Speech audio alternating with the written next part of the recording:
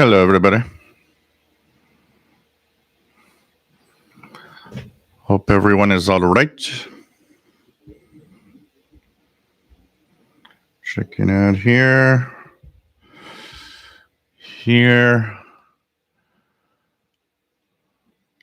Thank you for the audio check. It's always the question. And this looks good here.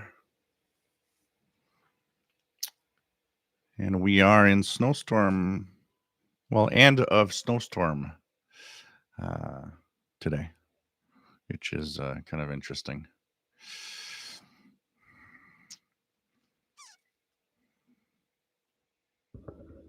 This microphone is just, let me just move this away here.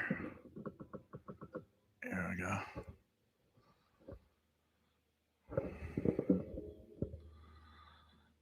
Okay. Hey, everybody. Welcome aboard. We're going to start this now. Everything seems to be all right. I'm going to load a couple of pages on my tablet PC, my little Android tablet, just to show you guys I've got a new camera out front now. I'm going to show you guys what it looks like outside. If you guys want to see, this is what it's like outside from my front security camera. Gives you an idea of the snow. We had about a foot of snow in the last 24 hours or so. So this is winter time in Montreal.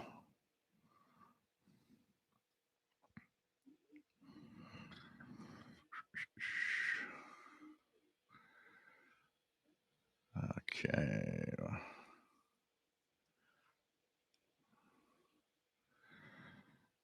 So we're going to load the pages for EIBI space so we can find, if you guys hear anything, we can find whatever is on the air. I like to do that. Sometimes people have a hard time knowing what is exactly on the air. I'm going to load up the pirate page of HF Underground. Check for pirates. Here we go.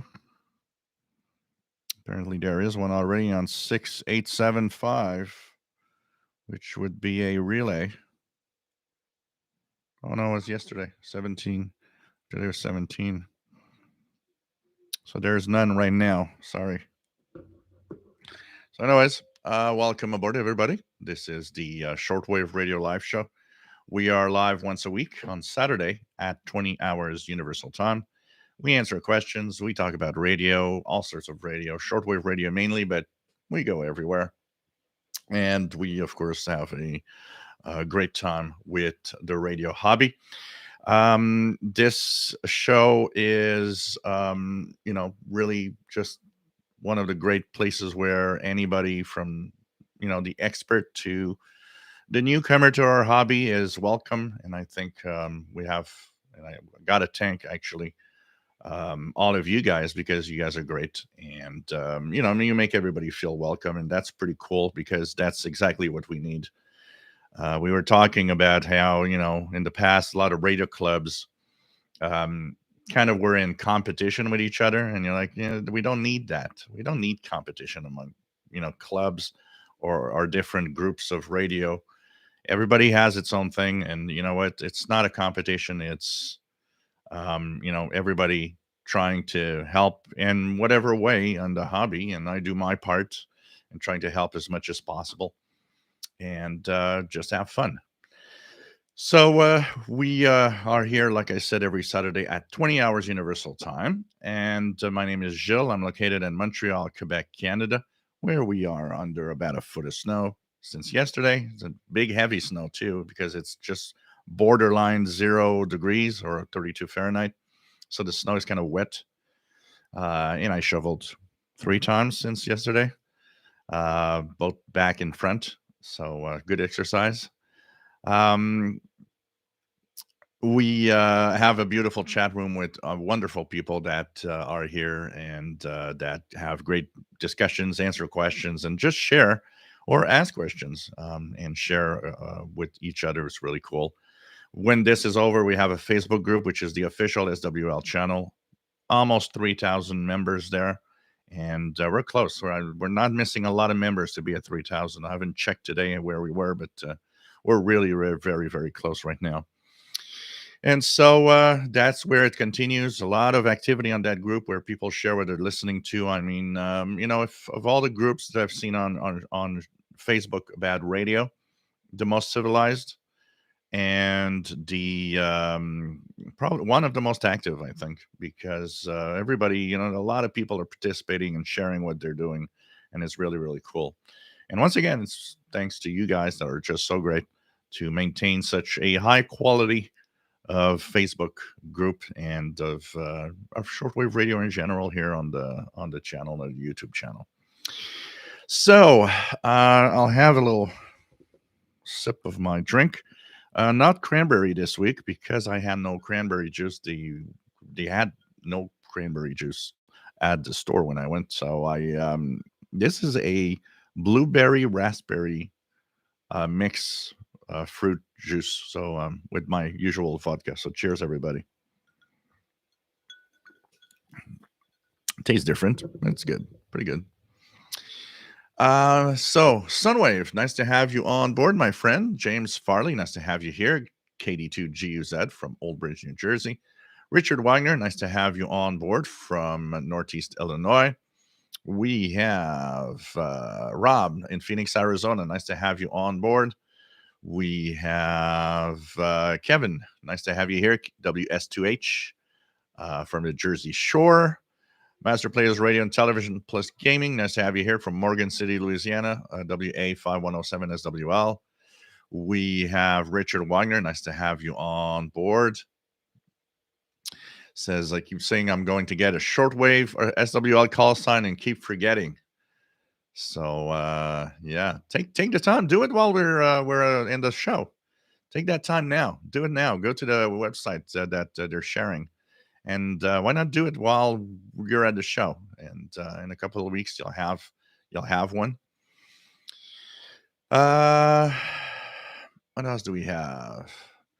Richard, I was finally able to install shortwave radio console and SDR program. So cool. It's not always easy, some of them are more complex than others to have working with, depending on the device you have to.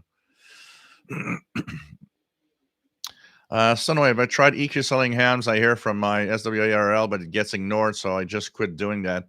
A lot of hams don't want to have the bother of QSLing, honestly. A lot of hams are in that mode where, there was this page this week. A ham that I contacted this week with, I think the guy was in, what was the call? I think it was one of the guys a guy in Europe.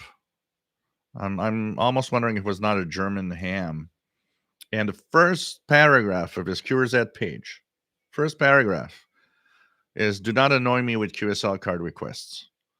And I was like, yeah, okay. You could have said it in a better, more beautifully worded way rather than, don't bother me with QSL cards. So I actually have on my QRZ page, so you guys have seen the design this week of my QSL cards, which I will have printed copies of also, not just EQSL. And I actually posted on my QRZ page, if you want to EQSL after a contact, just ask at, I made actually for those that want to have my official ham radio related email. This is the email, ve2zzI@outlook.com. This is my email for everything amateur radio. I will be separating that from the shortwave as to not overload my shortwave box. So ve2zzI@outlook.com if you guys want to take note of that. So I told everybody, you hear me? On the page, I say it. If you hear me, just send me an EQSL of your own, because I will not answer just a report. I want to have a EQSL. So if you're a listener, make yourself a shortwave EQSL. It's easy to do, and send me your EQSL with the info of you heard me. I'll be sending you, if it works with the log that I've been on the air and the frequency. I reply back with one of my EQSLs, which are the designs you've seen. And I tell everybody on the QRZ page that if any ham operator sends me a paper or a card QSL by mail to ask for my postal address, and I will reply by mail with a paper QSL also. So this is going to be interesting to see how many actually take the time and bother to do it. There was one of the hams, I think it was in the UK, the ham in the UK that I contacted this week. He was the complete opposite of the other guy. He actually said, if your QRZ.com page has your full postal address, you automatically have a QSL card from me if we had a contact. I thought that was kind of cool. So it means, like, I'm sending you a QSL card. So this is nice. And so, there's different school of thought on the QSLing. I know it's, the paper QSLs, I understand totally, because paper QSL is expensive. So I found a place here that makes 500 cards for 89 bucks. And then there's the postal cost to sending one. So, it costs money. And I get it that a lot of people don't want to have or bother with the cost of the paper QSL. But, it's so simple to just, send out EQSL, that especially when your design's already done, you just have to fill out the details and you just send it. I have more of a hard time with people just not caring about that. So, especially today, we're in the UQSL, but there's a lot of other things that can be done. I mean, there's the logbook of the world. There's a different ways of getting QSL cards. So some participate, some don't. Unfortunately, that's the way it is. When QRZ.com, because for listeners, if you don't have a ham license, QRZ.com hides the emails of the ham operators. But many years ago, they wouldn't do that. If you were a registered listener, they would show you the emails. I actually sent reception reports to many hams, and what I did was not ask for a QSL. What I did was just report that, as a listener, I heard you, this frequency, this day, and so on and so on, and this time in UTC. And I would actually leave my postal address at the end of the email, but I would not ask for anything. I just left my postal address there. So I thought, if they see the postal address, maybe they're gonna say, "Oh, maybe I should send him a QSL." And actually, that worked somewhat. Somewhat. I mean, in, I don't know, probably one of every 7 or 8 emails that I sent were actually answered back with a paper card in my mailbox. So lots of hams are kind of, especially when you're a listener, they're kind of hoping maybe that, doing that and sending a QSL card might tempt you into becoming a ham or radio operator. So it's there's still quite a few people out there that do like to send out cards, but times are changing.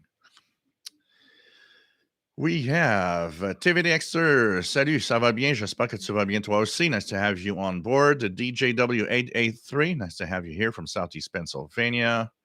We have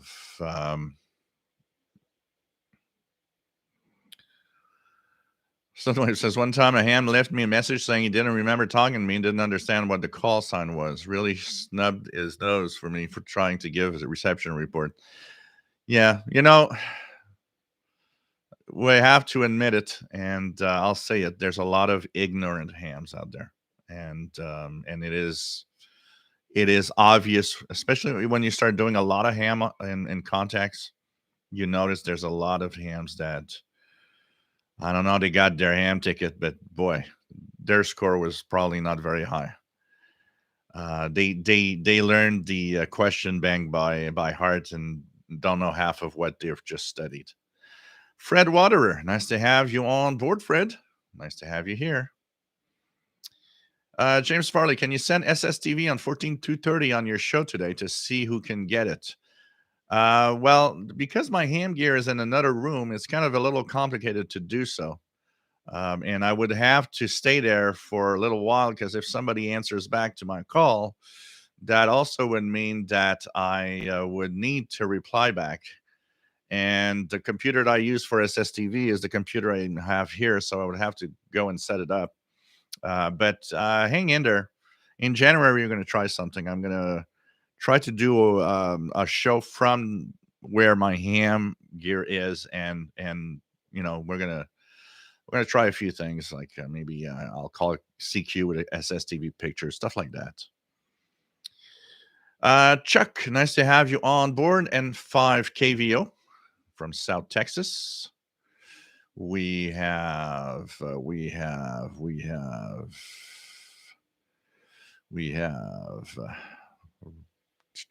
2112. Nice to have you here. David's Radio Room. Nice to have you on board from Central Georgia. Count Adeline, nice to have you on board, my friend. J Projects, nice to have you here. Art, nice to have you on board. K2ADC in New Jersey. Roberto Rojas, nice to have you on board, my friend. 73. We have.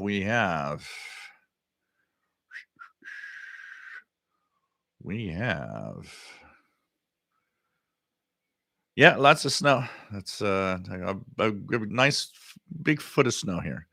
And here it's business as usual. So it's like, for a lot of you, it's this would be hell and everything would be stopped.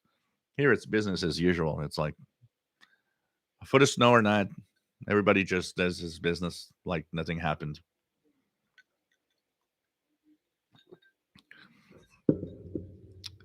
Um, what do we have? Fred says dodge the snow in Niagara. Artist out of Crafter's Kitchen. Nice to have you here from Massachusetts. Was out thrifting today or the other day and found an opera album autographed by great Maria Callas. Wow, that is cool. That is cool. What else do we have? Anthony, nice to have you on board from Port Richey, Florida. Robert Cross, nice to have you here. Larry Gilmore, nice to have you on board and wishes everybody Merry Christmas, Happy New Year. Talking about that, I have a assignment for some of you.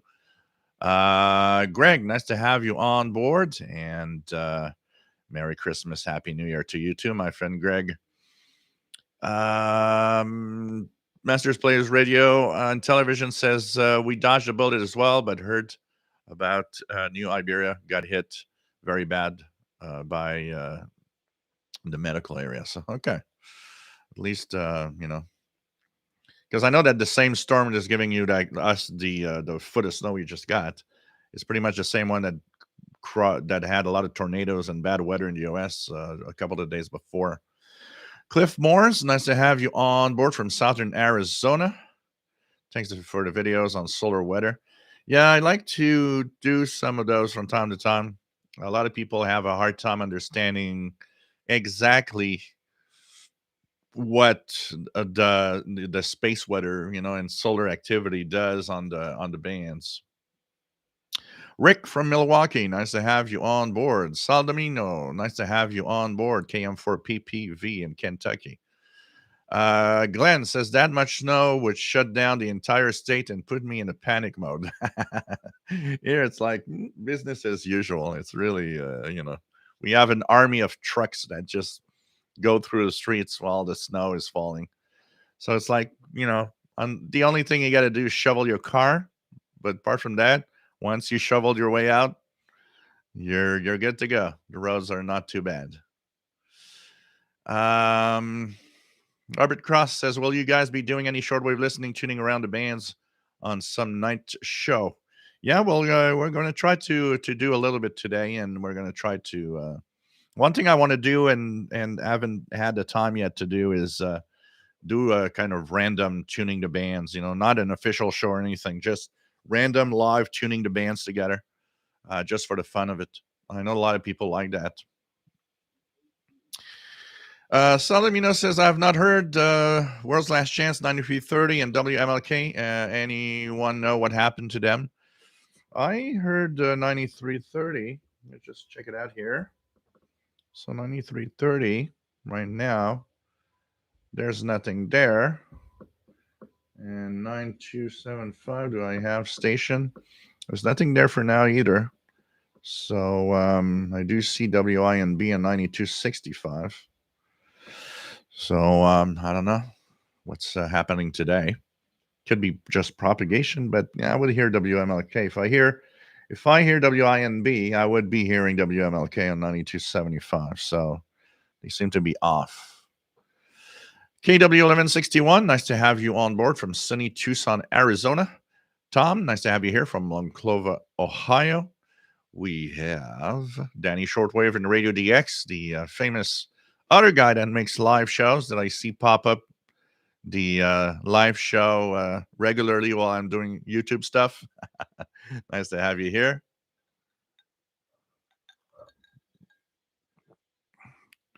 Valtz, nice to have you on board. Says checked actual post rates in Latvia. Seems like playing card, $1.50 to €1.50 to €2 for less than 20 grams. Not cheap at all. No, it's not cheap. I mean, postal cost has gone up, and the price of the cards and everything. It's expensive to send cards, and totally understand why a lot of hams don't send paper cards. It's fine, but an EQSL. Wholly unaware. Nice to have you on board. We have Jim's Radio Check. Nice to have you here. We have Scott. Nice to have you on board from North Boston, KC2CAD. Steve 0432 from Aylmer, Quebec. Nice to have you here, Steve. Forget Your Life from Oregon. Nice to have you here. We have Kevin says, there's a program I always recommend to people who are unsure of whether they want to pursue a ham license. It's called Hamsphere, and it's a virtual radio with worldwide contacts. Yeah, I had that for a while installed on my phone, I believe. I haven't checked that out in a long time, but it's kind of, it's amateur radio over the internet, basically. No license needed. Yeah, I guess that probably could be an introduction of knowing would I like to be a ham operator. We often talk about how the microphone is a tough thing to handle for a lot of people. They don't want to talk, they're shy. It's it's a shyness that you'll actually get past if you do contacts. The first ones are always a little like, okay, well, I'm gonna try not to look like I'm too a newbie on the air. But once you get the hang of it and do a few of them, you eventually get the hang, and it just flows. But it's something you got to do, and definitely there's some people that don't want to talk. I see why FT8 is popular for multiple reasons. There are so many reasons why FT8 is what everybody's going to. You don't want to talk, FT8. You want to do digital mode, but your typing skills are bad, FT8. And it's slow. It's weak signal capabilities. Yeah, it easily makes you do contacts all around the world, even with a very basic setup. It's tough to defend. It's tough not to defend FT8 a little bit, because it's tough to, even if you don't like it, if you don't use it, I totally understand using it, why people are attracted to it. So, it's part of our amateur radio hobby. And like I always say, if you're not into FT8, you hate FT8, whatever.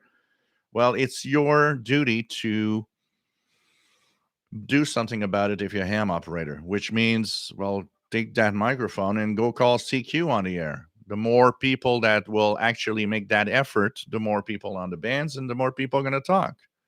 It's a question of, get off your ass and do it. And that is the big problem of too many hams that are like, well, everybody's an FT8, so I'm not doing ham now. Um, no, that's not the way it should be. Yeah, a lot of people are on FT8, but you can do something about having other modes active and working. So that's for sure. RWC, nice to have you on board from Florida, and nice to have you here. Masters Plays Radio and Television just came back from Baton Rouge. Bob Raymond, nice to have you on board from New Hampshire. No snow here, but plenty in the mountains. So go take a little walk in the mountains or hike.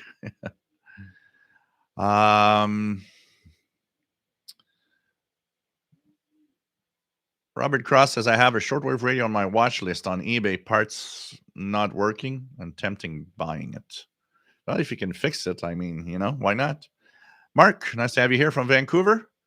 And says, I work with a lady who lived in a lighthouse growing up. She did her schooling at the time via shortwave radio. Thought that was an interesting story. Definitely is. Definitely is. There's we had a couple of stories where in Africa they're using radio in some places to educate some the young population. One of them was how girls were not allowed to go to school, so somebody set up a school by radio so that the girls could educate themselves at home, which I think is an amazing thing. Christian Marcoux, j'espère que ça va bien. En compétition avec la balade des Dalton de Ciné Cadeau. Oui, c'est une bonne compétition, ça. Moi, j'aime les 12 travaux d'Astérix. C'est un de mes préférés. Nice to have you here, Christian. Glenn from South Carolina. Laurette, bonjour. J'espère que ça va bien. Tarek, nice to have you here from Cairo, Egypt. We have Tarek says Radio New Zealand was doing great on 7355 around 05 UT. Couple that I've been going to bed quite late in the past couple of weeks. Been doing some ham radio contacts until 2 a.m. Montreal time, which is 7 hours UTC. And couple of things that I came across, because when I get bored of doing ham contacts, I tune around my FTDX10 on the shortwave bands. One of them was a couple of nights hearing a pretty decent signal from Radio New Zealand on 15720 at 06 UT, which is surprising in its way because, in winter, usually we don't hear it, but with the higher solar activity, it shows because we hear it. So that's pretty cool. And the other thing is I've been getting an amazing signal from Radio Austria on 6155 at around 06, 07 UT. It's been coming in really, really good. It's German only, but they have a lot of music. And, it's been kind of interesting. One night they had a lot of classical music playing. I left it there for maybe half an hour before I went to bed. 6155 at 0607 UT was pretty good here. The only broadcast left from Austria, by the way. What else do we have? VA3FAL, Fred, nice to have you here from Thunder Bay, Ontario. Yes, absolutely, radio. Robert Cross, please do so.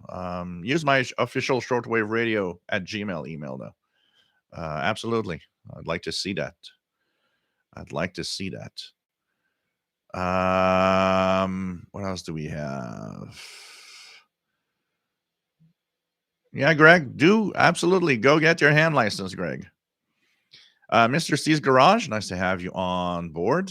Trevor, Radio New Zealand comes in well on 15720 before midnight Central Time. David's Radio Room wish the Austrian broadcast was at an earlier time. Yeah, it is late for us in North America, unfortunately. Unless I stay up late, I always miss it because it starts at 06, I think. But it's pretty good signal. Something that I was wondering the other day is maybe I should try it. Does Radio Austria still QSL? I would be curious to see if I so you know, it's kind of interesting. I wonder if they do QSL still. And 6RLS, Robin, nice to have you on board from Berkeley, California. Greg, CB radios do not need a license. You can just use a CB radio in North America, US, and Canada. There's no license required. Tarek, right, you are, Joe. It signs on at 06 on 6155. Also, WRMI was doing great on 15770 with Radio Ukraine International. So they do QSL. They QSL by mail or the EQSL, Tarek, just out of curiosity. I haven't had a QSL in a long time. If I stay up, maybe I should send them a report just for the heck of it. Last time I got a QSL card from Austria was for either English or French broadcast. So it's when they were still having their international service many years ago. So paper QSL. Okay, thank you, Tarek. I think I'm going to try it. Be fun to get a paper QSL from Austria. It's one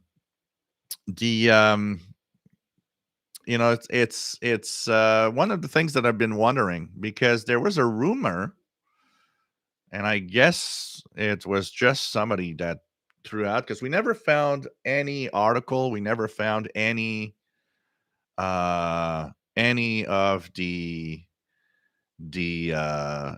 information that it's almost as if just somebody threw that out there and that's all. So there was rumors in August or September, some around there, that the Moosbrunn transmitter site in Austria would shut down by December 31st. But I haven't heard anything of that yet, and I don't think it is. Honestly, it's used quite a lot during the day with relays of different stations. I know that NHK Radio Japan uses it. There's a lot of the AWR Adventist World Radio relays on it. It seems to be a pretty active site for relays. So I don't know. It's going to be interesting. Fred Waterer says Bethany Bell, who used to do the English broadcast from Austria, can be heard occasionally on the BBC reporting on Central Europe, still based in Vienna. Oh, wow. Okay. Danny Shortwave, any update on looking at these? Yeah, well, it's it's very tempting, but part of me is, relax a little bit. I saw it here. There's a Canadian site that sells it for $666 and something cents, shipping included, I think, which is okay. Because I looked at it from other sites. I can't buy it from the US. If I buy it from the US, it's going to be more than $1,000. So I don't want to pay $1,000 for that. And I looked at it. Amazon has it, but Amazon sells it $949. So it's like, that's kind of expensive. That's where you got to be careful with Amazon. It's not always the best price. And so there's a ham radio store that seems to be online only, from what I see, in Canada. And they have a lot of ham radio gear on the site. And they have it for $666. is the price, I think, or 646 or something like that. So that would be where I would purchase it. It says that shipping it's in stock, and that shipping is usually within 40 or 48 hours. Um, I looked at it a lot, and I was thinking about that could be, paired with a one of those batteries. That could be a very nice portable setup for when the good weather comes back, and I can, go to the park, or I could work QRP a little and have fun with that. So, anyways, we're tempted, that's for sure. So we're tempted, that's for sure. Um, what else do we have? Michael, nice to have you on board. Casper Peterson, nice to have you on board. Merry Christmas. So, what else do we have? So, okay. Wanted to, you guys have seen the post, I guess. I haven't. Where is it? It's here somewhere. I got a couple of the radios this week. I thought I'd test a couple of portable AM/FM radios. So I got this one that has a flashlight on top, and I've got the other one, which is funny. Um, because you guys have seen that this radio is for men only. It's for sporting men. So when I saw that, I thought, well, you know what? I think this is a bad translation, mostly. I think they wanted to say for maybe, a sporting human or a sporting person or whatever. But you know how the Chinese often do not translate very well the stuff. I think it's just a bad translation, personally, that they have on this radio. So this one is a very, very thin iPod-like AM/FM radio. So this is these are I'm gonna make videos about those. A couple of people have been asking me about little portable AM/FM radios that don't necessarily have shortwave. So I thought I'd buy a few. They're very cheap. They're like 15, $20. So I think it's going to be interesting to check out for sure.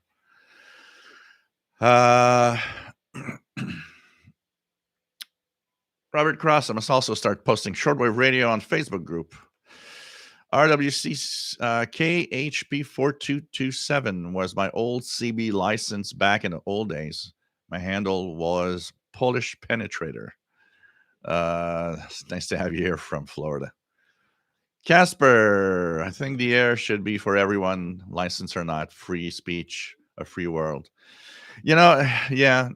There's a lot of that. That's the spirit of pirate radio. The spirit of pirate radio is that the airwaves are for everyone, and they shouldn't have, to be licensed and so on. Where my shift is going at some point. There used to be a time where anybody could be on the air in some form for not too expensive, and get a license and be there.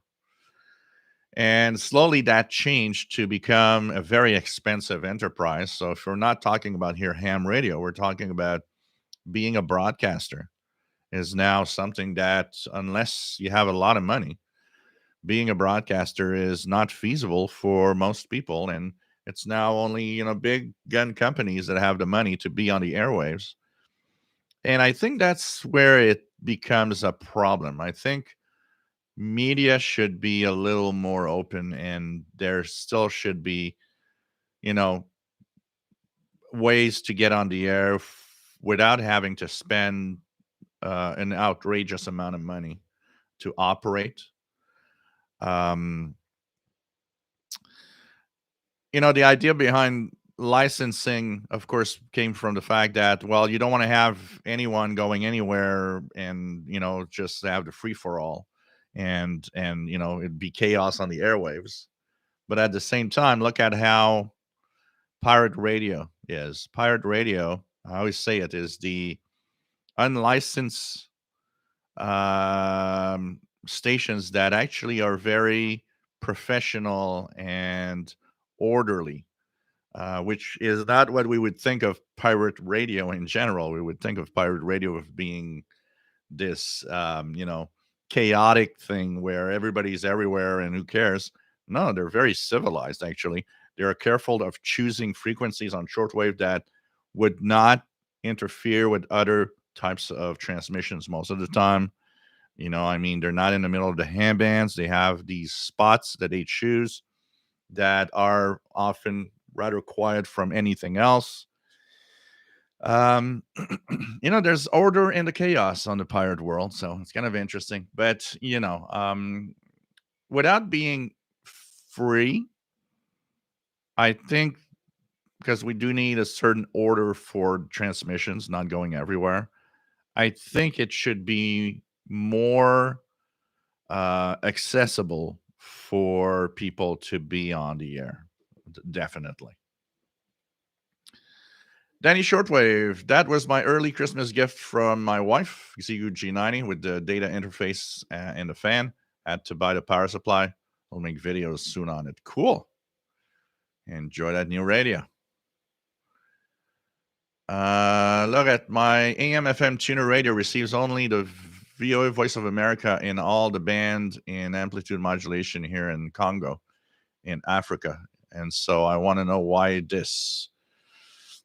I don't know. It depends maybe on the antenna or maybe on the frequency range, because you should be able to receive a lot more than that. So you have Voice of America. Usually the BBC is there, but you know what? There's one thing also is that you got to be careful because there are broadcasters on the local FM broadcast band that are banned by certain countries. So we've actually read quite a few reports on the International Radio Report where we talked about how the some in a few African countries there's been some government that decided that the BBC or Radio France International, things like that, are banned because they say that they're talking bad about the country or the president or unfortunately, that's a lot of what happens in Africa and in some of the countries, not just Africa. I mean, a lot of countries around the world. It's not just on the continent of Africa. There's a lot of other countries on different continents, even in Europe, where there's kind of a regulation of what's on the air. Um, and I would guess Congo is probably one of them. Maybe that's why you get a um, restrained broadcast of hearing maybe just Voice of America because the other ones could be banned or things have been changing. Yeah, it does look Danny Shortwave does look like the iPod Nano. Absolutely. Alejandro Daniel, nice to have you here from Manchester, UK. Casper dreams to make a shortwave pirate radio. Why not? Who knows? Be fun to hear it would be fun to hear a uh, a Norwegian pirate or a Swedish pirate or pirates from the Nordic countries. That'd be kind of fun. Thoughts would be fine to see the nonprofits could get licensed fairly easily. Waves are a finite resource for profits would just abuse it. Yeah, there should definitely be a way to access the airwaves without having to spend a huge amount of money, and that's the biggest problem. I mean, we talk about it here. It's like opening a radio station, and you look at all the fees involved and all the regulations that you have to follow and that you have to abide to, and it becomes a really big pain in the butt to try to get something on the air.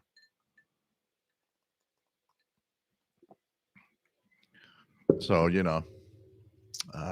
unfortunately, right now it's those that have money that get the airwaves. And look at what it does. What's it's doing. It's creating a distortion because some markets don't have diversity of programming. We were talking about last week on the International Radio Report about how in some U.S. cities, only one company has all the radio stations. And in the US, particularly, and elsewhere also, but in the US, it's very clear when you listen to the band that you're on one side or the other, and pretty much that's it. And so if you own all of the stations, you only hear one side of the story, which is, in my opinion, a big problem. And it shouldn't happen that every station in one market is all owned by the same owner. There should be place for others that have their own viewpoints also. And so it's creating distortions, and it's creating a problem with access to real news because you just hear one side. You never hear the other side to give you a real opinion of, make yourself a real opinion of what's happening around you. Here we were talking about that because in Canada, the CRTC is now actually going to grant companies the ability to get an extra radio station in some markets, and more than one. So in a city like Montreal, a big company like Bell Media could actually own more stations now. And the rules where you can't own more than a certain number of stations in the given market are kind of going away, fading away a little. And that is very disturbing, I think, here in the radio market, because that means the big, powerful companies are all going to, control as much as they can. And I mean, that's going to be bad for the radio. Already, commercial radio in Canada is already very crappy. So that's going to be just worse, basically. It's unacceptable, honestly. RJDA Dakota, nice to have you on board. We have Richard Wagner says 8992 is active. What else do we have? Greg watched a YouTube video on the Realistic DX66. Yeah, it's a nice radio, but unless you get it real cheap, I don't think it's worth it.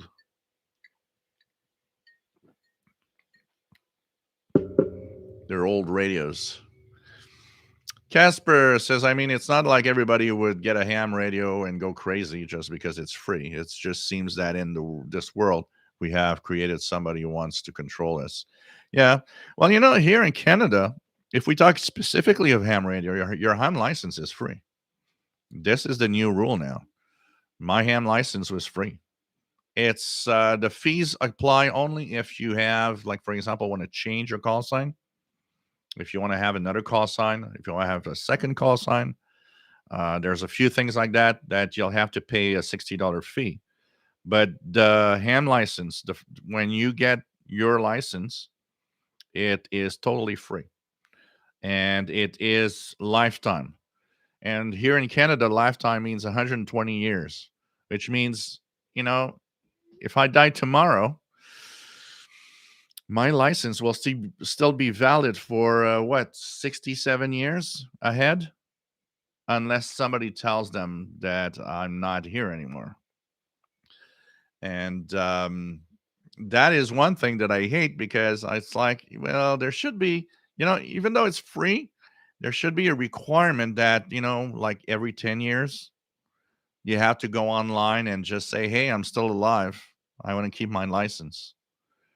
Because as time goes by, the amount of license of call signs that could be used but are locked because that person is now gone, it's kind of sad, because there could be more choice in call sign. When you have to choose your call sign when you go in that database, it's like, yeah, okay. All the obvious ones are taken. In my case, I wanted to see if my sister's call was by chance available. It is not. And you got no way of knowing, is that person still alive and with that call sign? Is that person still active? Does he still care about ham radio?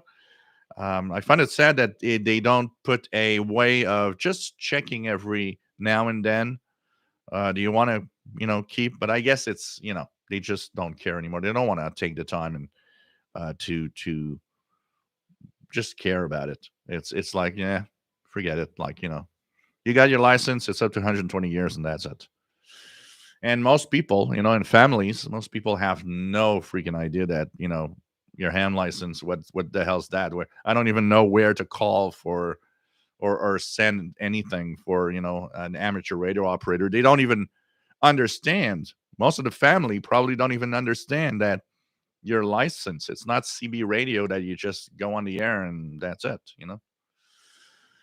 Robert Cross picking up 9670, which is possibly channel 292.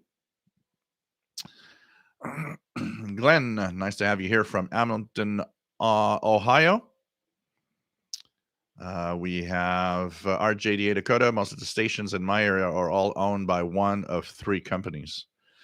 It's kind of distorts the radio.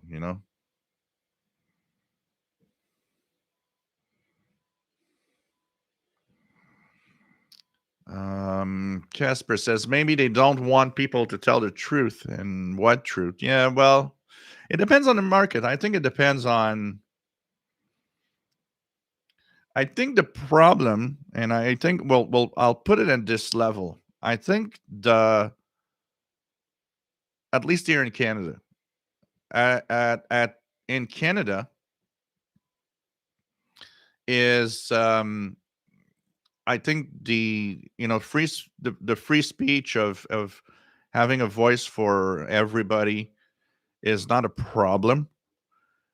And the government would probably be in there and wanting to maybe help in there, but the problem is the commercial companies don't want to have too much choice on the bands. They want you to stick with their brand. So the problem is in two ways. It's, I think, the licensing. Once again, like I said, licensing for an AM FM radio station is too expensive now. So whoever wants to have a voice, unless you got a lot of money, forget it. And who has a lot of money? Of course, these big corporations that own hundreds of stations across Canada. And you get to a point where you're like, yeah, it's like always the big gun companies. They are the ones mostly that want the least amount of choice possible. You know, if Bell could buy all of the radio stations in Canada, they probably would. But regulations prevent them from doing that. Here in Montreal, we have quite a lot of FM stations. The band is pretty much full. We have a certain number of AM stations, but they're owned by, 5, 6 different companies. And so there is a way to move away from some of the big companies, yet, it's a complex thing, honestly. But definitely there should be a way to, of course, you got to be serious. You don't want to interfere with anybody else. But you should, first, any markets. Look at RJDA Dakota comment about most stations owned by one of the three companies. There should be a choice, which means every market that has multiple radio stations, you should have radio stations from more than one company. And as much as possible in every market to have the diversity of information and content. Tubrook Tim. So Francis Moore, nice to have you on board. Tubrook Tim says, can get AM and electric cars. AM stations are running scared. Yeah, that's another, two things for the AM and even the shortwave spectrum, where I always talk about how noise is the biggest killer of shortwave radio. And than anything else. Um, One of the things that we talked about a couple of weeks ago on the International Radio Report was the fact that also not just electric vehicles are dreadfully noisy, and a lot of manufacturers now do not want to put AM radios in them because you won't be getting anything, anyways. The other thing is, there's a new technology of wireless car charging.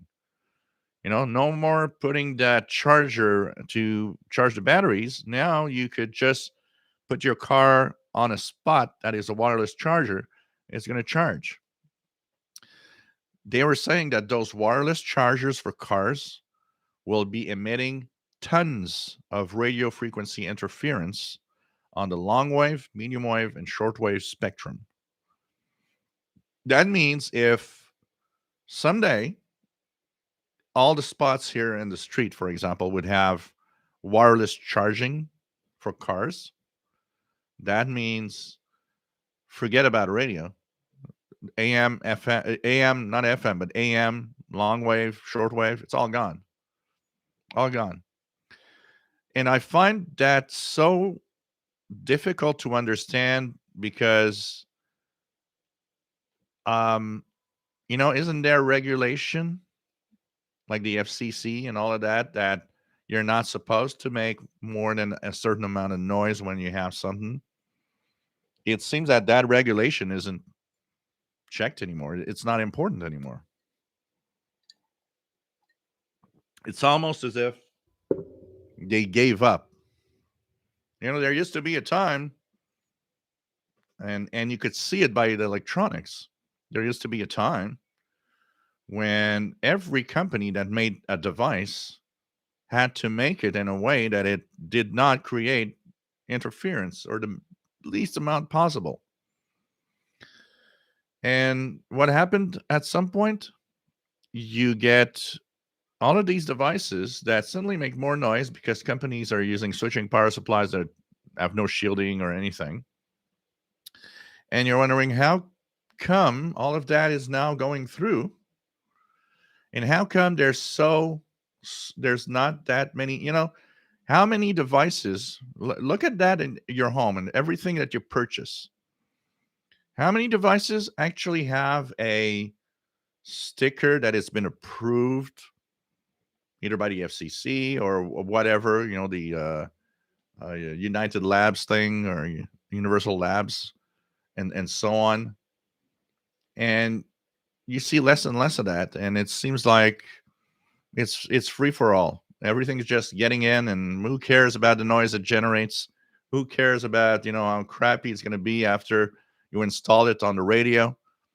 There seems to be no more zero control over what's happening now, which is sad. And a world where the noise is increasing all the time and we're going crazy. It's like, you know. Michael, vodka cranberry looks delicious. Yeah, pretty good. No, actually, this time around, it's a blueberry raspberry thing. RJ Dakota says FM here is super homogenized. Every station seems to fit into the next one as far as variety is concerned. Most stations sounds alike with some important exceptions. Same here. Here, if you get out of the community radio station, so like, we have the International Radio Report on CKUT, which is a campus community radio station. There's a few of those. Those typically are completely different from everything else on the band, and give a voice. I mean, gives a voice to me and Sheldon on creating a show about radio. How many stations let you talk about other radio stations? You're not going to do that on a commercial radio station. You're not going to be able to say or talk about whatever other station on the band. But if you take out these community radio stations, you know what? You get stations that you tune from one to the next, and it's pretty much the same thing. One example that we find I don't, I can't get an answer to that. When you look at the ratings here in Montreal, there's an FM station called The Beat, which is like a pop music stations, pop, hip hop, and all sorts of these things. That's where you're going to hear the, Lady Gaga and stuff like that. That station is the number one music station on the English market in Montreal. You got on the same band, the FM band, Virgin Radio 96.9. It's down the drain. It's like one of the least listened to radio stations. Yet, you tune the Beat and you tune Virgin Radio, it's the same freaking thing. There is no difference. You have the impression of being on the same exact radio station. And that's, what I was saying to Sheldon. I said, I don't understand why it's not popular versus the other one. It's not personality driven. There's no DJ that's, making the station popular. It's the same type of programming. Yet, one's popular, one's not. I don't get it. I don't get it.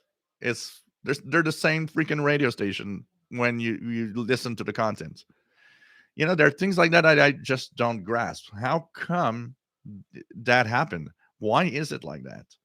What makes the Beats more popular? Why is it? It's weird. And you know, um the other thing is, you but you tune around the FM band in Montreal, it's exactly as you say, RJ Dakota. It's for the most part same thing everywhere. There's one difference about rock, which is Shom FM 97.7, which is much more of a rock content. But for the other stations, it's like, same kind of content. It's boring. The FM band is totally boring.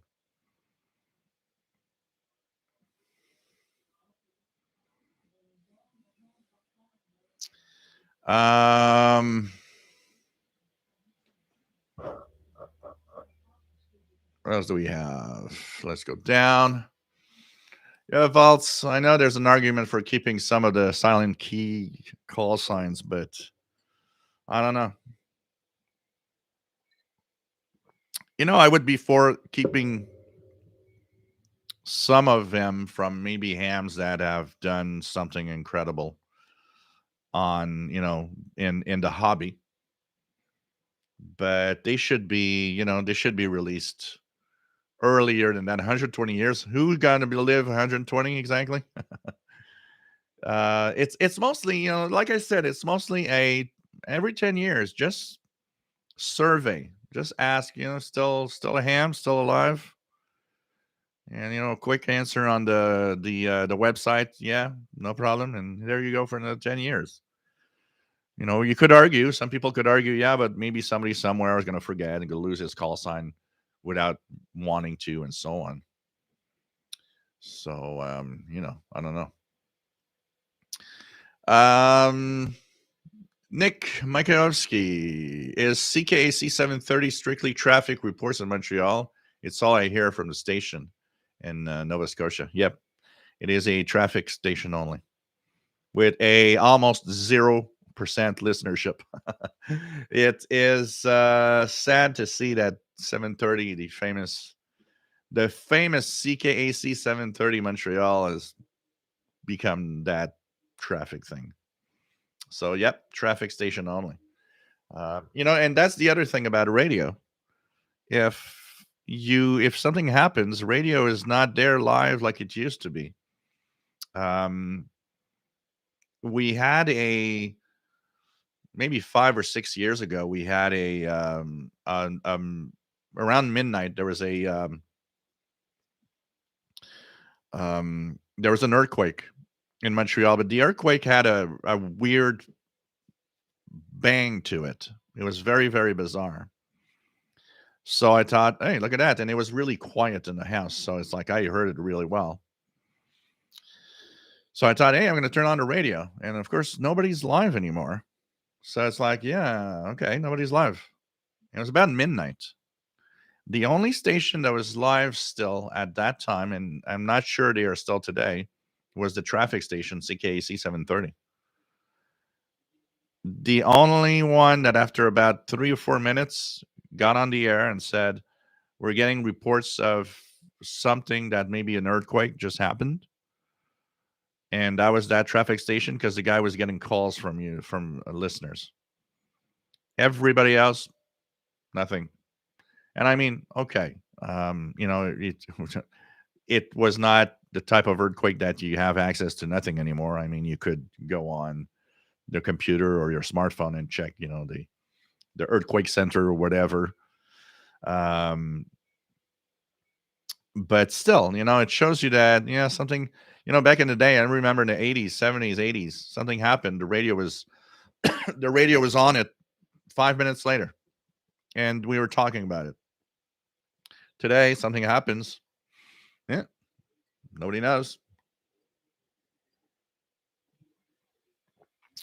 K6SUD, nice to have you on board. Cyberflyer 1, nice to have you here. Fred Waterer, back in the 1930s, it was easier to get a broadcast license in Canada, but it was abused. There is a Baptist Catholic and Jehovah's Witness stations in Toronto who feuded all the time. Government finally shut them down. Yeah, I guess that's what created, because I believe for a long time there was this rule that you can have a religious station, and that's why here we had a station 760 kilohertz that was actually started across the border in the U.S. because it was impossible to have a license for a religious station, which I believe today is not valid anymore. But the thing is I get it that getting an easier access to license could be a problem, like the example you just gave. But I still think there could be easier access to the airwaves as long as you follow very specific rules. Kevin, Clear Channel is the big player in the US. Soon TV anchors will be virtually be replicated through AI. Japan is already using this technology. How sad that's going to be, computer generated characters to read the news. That would be, I don't know. Jeffrey, can I replace a boombox antenna with a random metal rod? Would it work? Yeah, it would. Definitely. Definitely. As long as there's some form of metal, you know, thing coming out of the antenna jack or the antenna, it would definitely work. The Baptist station call sign was taken by the CBC 860 Toronto is CJBC to this day. Jarvis Street Baptist Church. Oh, I didn't know that. That's a nice piece of info here. Wow, thanks for that. I did absolutely had no idea. A lot of the call signs probably also, if we would look at call signs across Canada or the US, I'm sure a lot of call signs have an actual, name, an actual reason for being that call sign. That, maybe over the years the stations were sold, the call sign stayed, but you look back in time, it's like, well, the reason why this is called, whatever, is because of the company or the person that owned it back in the 40s or 50s or.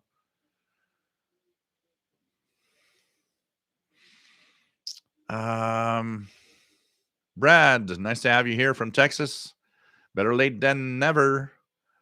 Nick, wireless charging has to be an incredibly inefficient waste of energy. It is definitely, I don't know how inefficient it is compared to direct charging. It surely is inefficient, probably compared to plugging a cable in. That's for sure.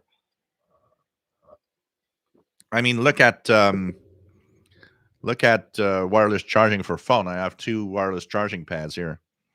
It's obvious that it doesn't charge as fast as just plugging the cable in. So, I switch between one or the other depending on if my phone is 30% charged, I'll put it on the cable because in an hour it'll be 100%. If I put 30% on that wireless charging pad, it's going to be 100% 8 hours later. Uh, you know, but yeah, I don't know exactly how to use it in a way, but there must be. It probably that for sure it's not as efficient probably as plugging a cable in.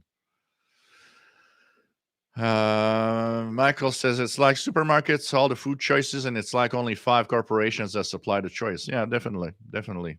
Sometimes we're surprised to know that who owns whatever brands, and you're like, oh wow, okay, oh that's owned by that big company, or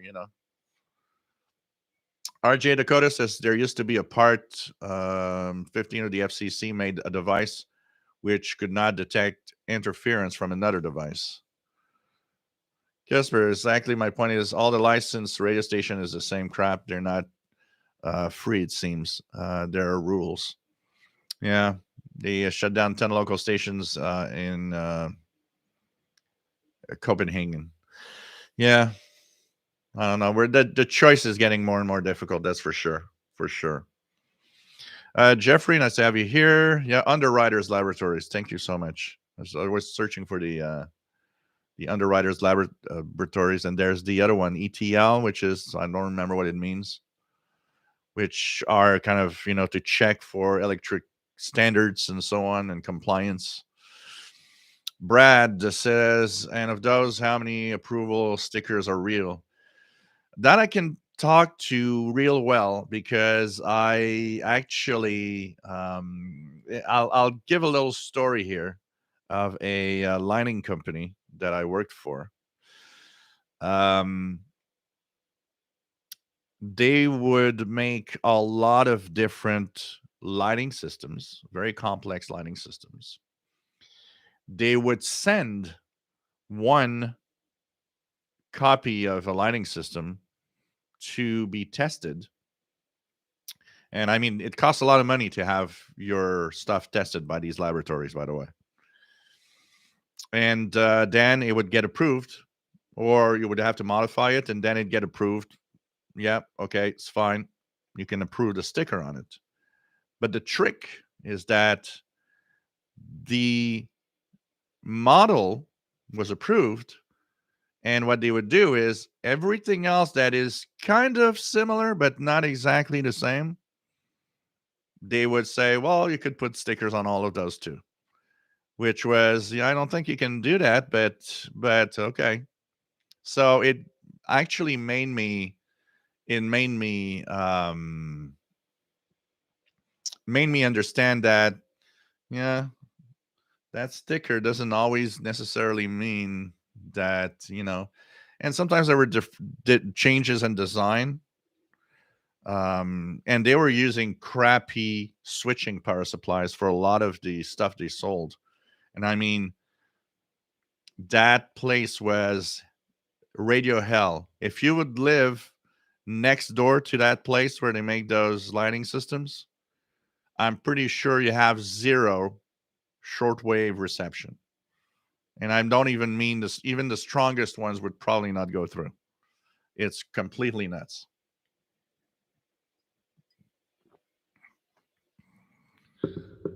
Um, Carol W7WXV says, I wonder if companies are getting waivers for Part 15 compliance. I don't know.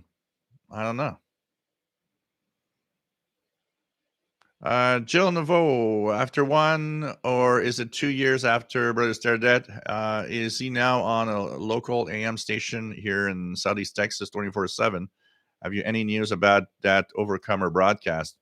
I know one thing is that he's over a lot of local broadcasters on the AM and FM band in the US. So definitely, it's very possible you're hearing Overcomer Ministry broadcasts on a local AM station. Norbert Cross says things that are made today are just rubbish, not the same. What is the problem today is that, if you buy an expensive piece of equipment, you see that they still follow the rules. Okay, that's something that you see. An example is I have my Epson printer, which is much more expensive than just an inkjet printer because I paid for the Epson printers that you can fill up the tanks, which is, I think it's called Eco Tank, and the printer itself is more expensive. Instead of like a $79 printer, there's a 200 and some dollar printer. So the printer is more expensive. But you know what? You look at it, and I actually looked a little bit inside it. You see that, yeah, okay, it's more expensive, but it's also more, it's well built, and it pretty much generates zero noise, which is really nice. And I've had some really crappy inkjet printers, like, $50 printers with, those $50 printers that have $100 ink. And those would be noisy as hell. So I think one of the things for sure is the price will often play a role on how much noise is generated by a device. And I think when devices get more expensive, they do have still the shielding required and the built quality required to minimize the amount of noise coming out of it. Yet there's a lot of the stuff that's sold that, forget it. It's so noisy, and you see that, they obviously never been tested for noise or anything because it's just crazy.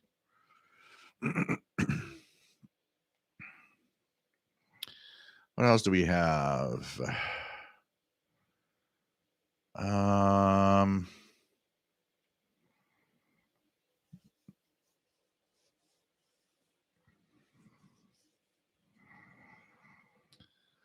Yeah, Casper, the world is changing. We have a lot of. I'm not going to go into politics much, but we have a shift in a lot of countries um, of uh, of the different you know political stuff, and it's kind of an interesting. I think everybody's tired of the way things are happening, and I don't know. Mickey Delmage, nice to have you on board from a snowy Winnipeg. Here we is it starting? It's snowing just very lightly right now, but for those that haven't seen that weren't here earlier, I'm going to show you guys again. We had a foot of snow here in the last 24 hours, and we're just gonna show you guys what it looks like. So this is my front security camera that's on my balcony up front.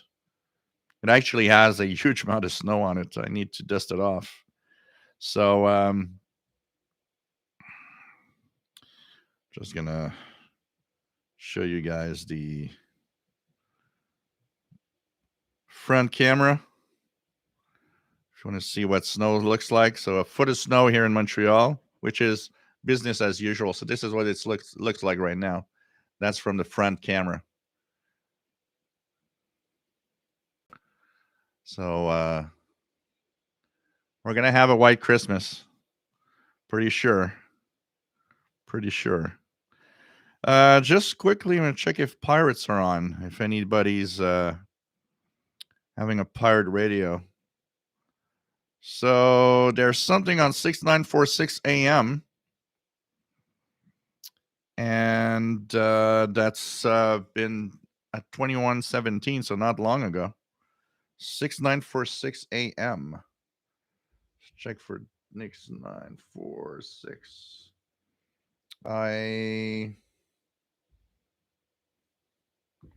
I've got a carrier on 6948.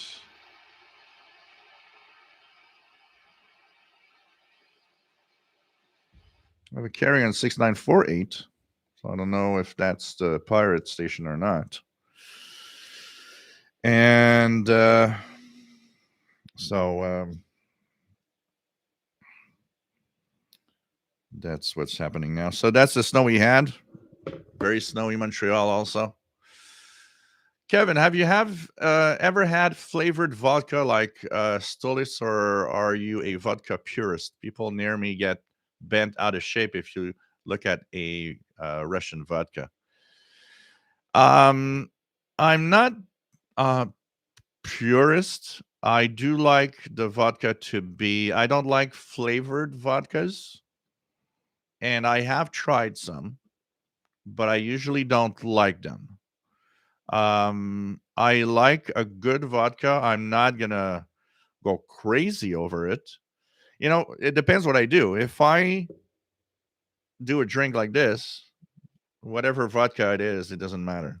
I tell everybody when people tell me, it's like, what vodka should I buy? I'm gonna make cocktails. Doesn't matter. You're gonna mix it with other stuff. Doesn't change anything. Buy the cheapest one you see.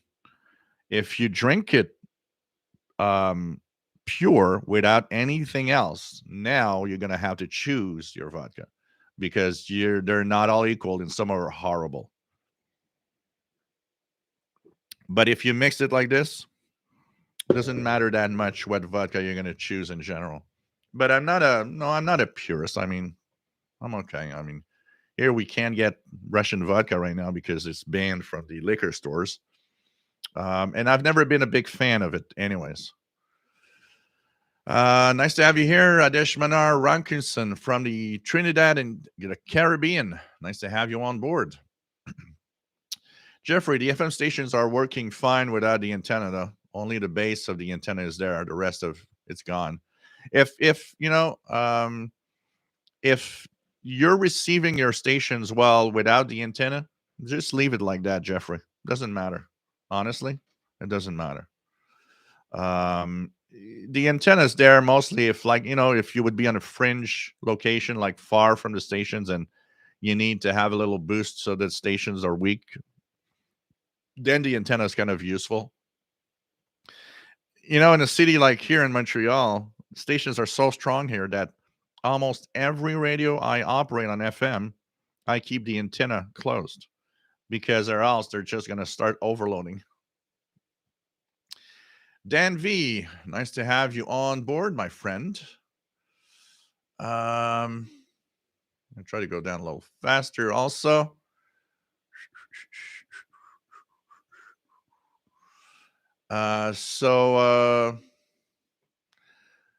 Danby says, "Oh, now all of these household items have no Part 95 regulations. USA static from your dishwasher. Have a great stream. Thanks, man, from Ohio and 8WJZ." Gilles Nouveau says, "What is your wish list radio if you had enough to buy it?" I am not overly crazy about, if I'd be a millionaire, yeah, I'd probably get one of those, $15,000 radios for the heck of it. I mean, I have money to spend. But it's not, I look at them and they're cool, but it doesn't, it doesn't make me absolutely want to have them, honestly. And I find that there's a lot of better choices or great choices for much lower price. My Yaesu FTD X10 is great. And yeah, I could have spent, you could spend five, six, seven, $8,000 on the transceiver if you want.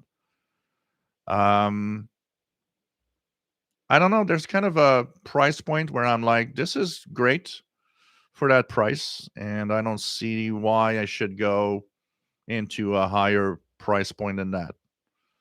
I don't see why or the need, and I prefer to keep that money and get other stuff around it, than have a $8,000 radio that is the only thing I own. It all goes definitely. It all goes with our purchase capacity. You know, um, you have we all have a point where it's like, yeah, well, I'm not going to spend more than that on a radio. For sure.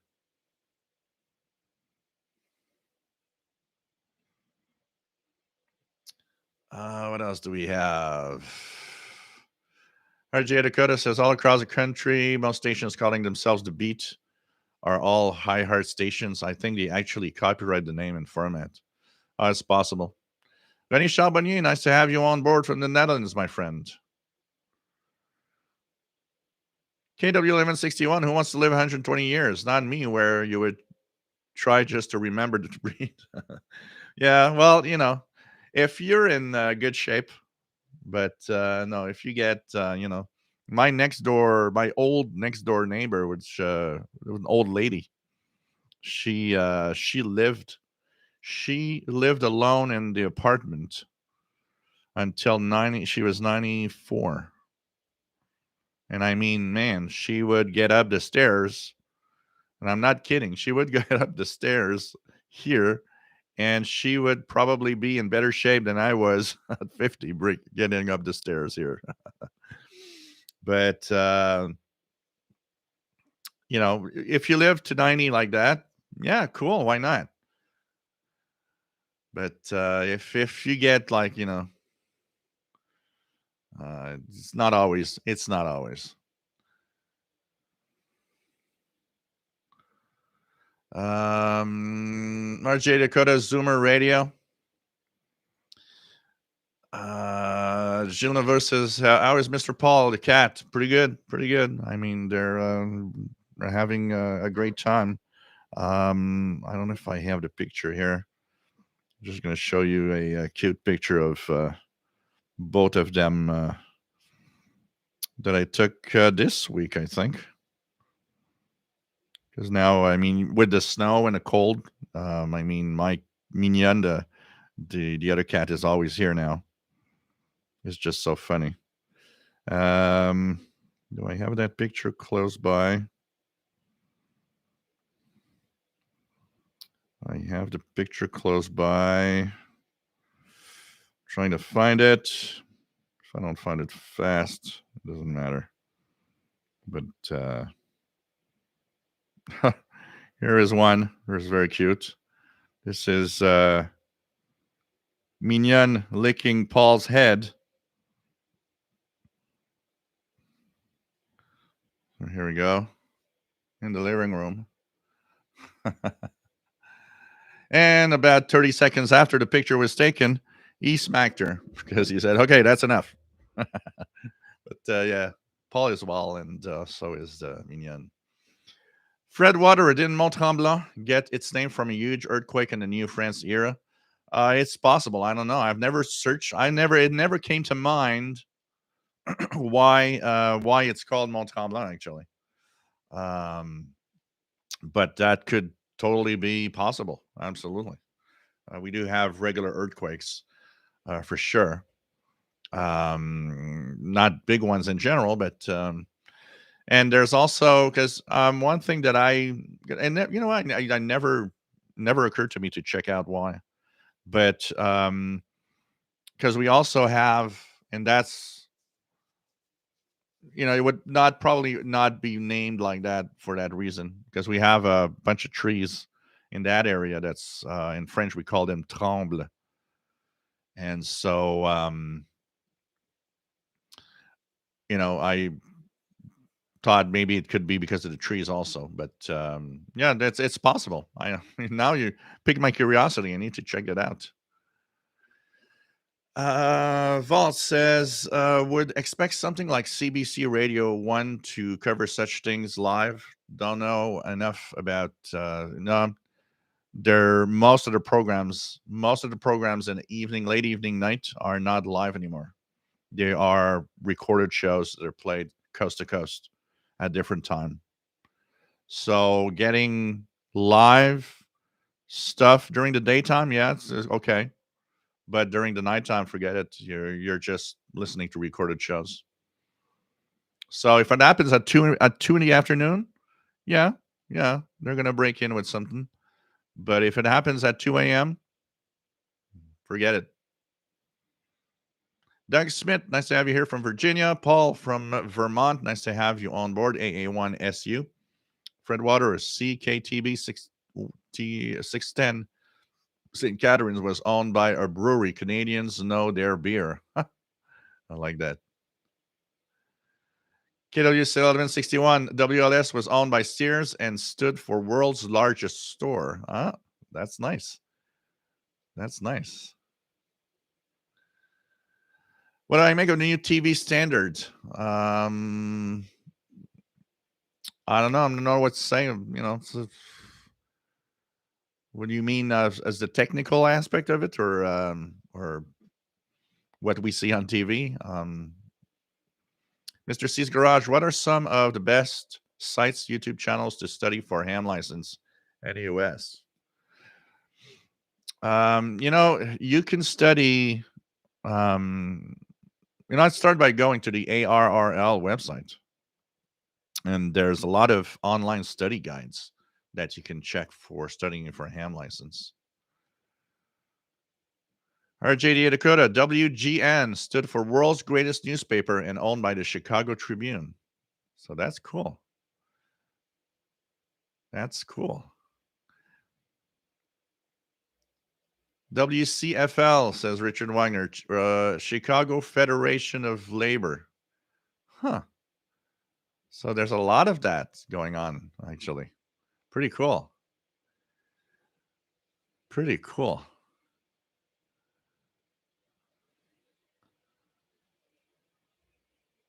Jim's Radio Check. WIND in Chicago for Westinghouse Broadcasting.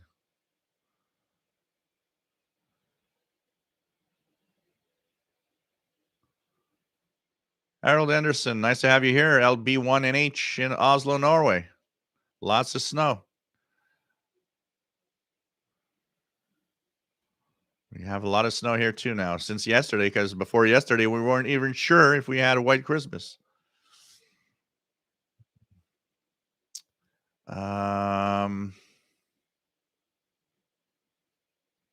Mike, WDX50, nice to have you on board from Northwest Arkansas. Dwayne, nice to have you here from Northeast Tennessee. Jim's Radio Check, fired up the wood burning stove, nice and toasty in here. Cool. Mr. C's Garage, I contacted the local club and haven't heard anything back. Wow. You should, technically, somebody should come back and tell you about it. Lex 2006, nice to have you here from Edmonton. Paul Turk says 11 10-meter active in Michigan, 28300 CW Beacon from California. Bob Raymond says, would love to see that snow here.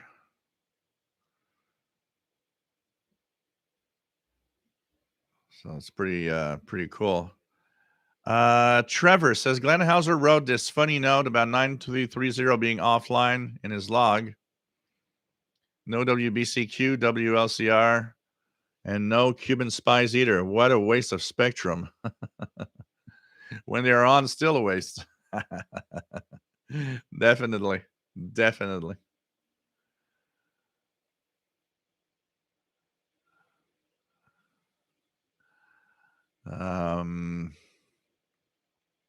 Mr. C's Garage, all this time I thought you were drinking tea. Cliff Moore's best vodka I've ever had was Pope made in Hawaii from pineapples, like drinking pure water. Huh.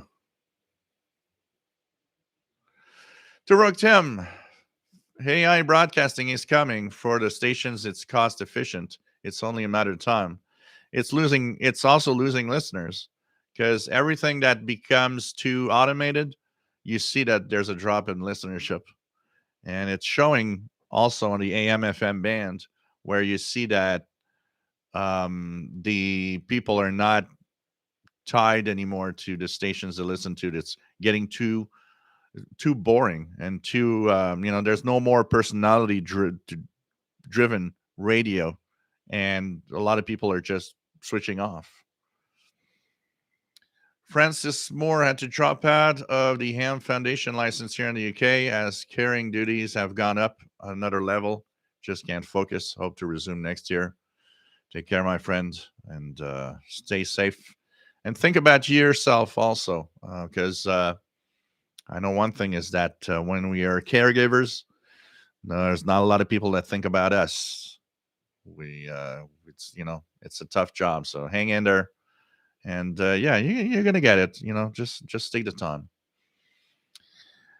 Mr. C's Garage, U.S. Coast Guard has a great earthquake page that shows worldwide quake map live.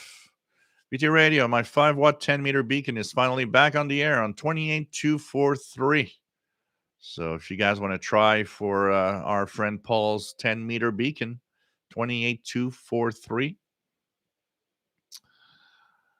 TV Dostowski, nice to have you on board. Says shovel a lot of snow today in Medicine Hat, Alberta. Same here in Montreal. It seems that Canada's covered in snow. Shelly, nice to have you on board from South Central Pennsylvania. Joseph, nice to have you on board from San Francisco Bay Area, California. Thomas, nice to have you on board from the up of Michigan. Nice to have you here. Tom and Susie. We have KW1161. Stations will try to create AI listeners.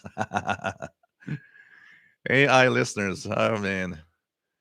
Kevin, is there a country in the world you would really like to visit because is shortwave? If so, have you made any contacts via ham? So I've made a lot of contacts with the ham radio, Kevin. First of all, I did a lot of SSB contacts, and I did quite a lot of FT8 also. I had my first 2 contacts in slow scan TV this week, so definitely making contacts. As far as a country where I would like to visit because of shortwave, I'd be curious to visit some Asian countries where like there's tons and tons of broadcasts. Now, true that a lot of it is in Chinese, but still, I'd be curious to scan the bands in Southeast Asia somewhere. So any country down there, you know, be curious if you could a quiet location, what all the stuff you can hear. Lots of very slow power local stations in those areas also.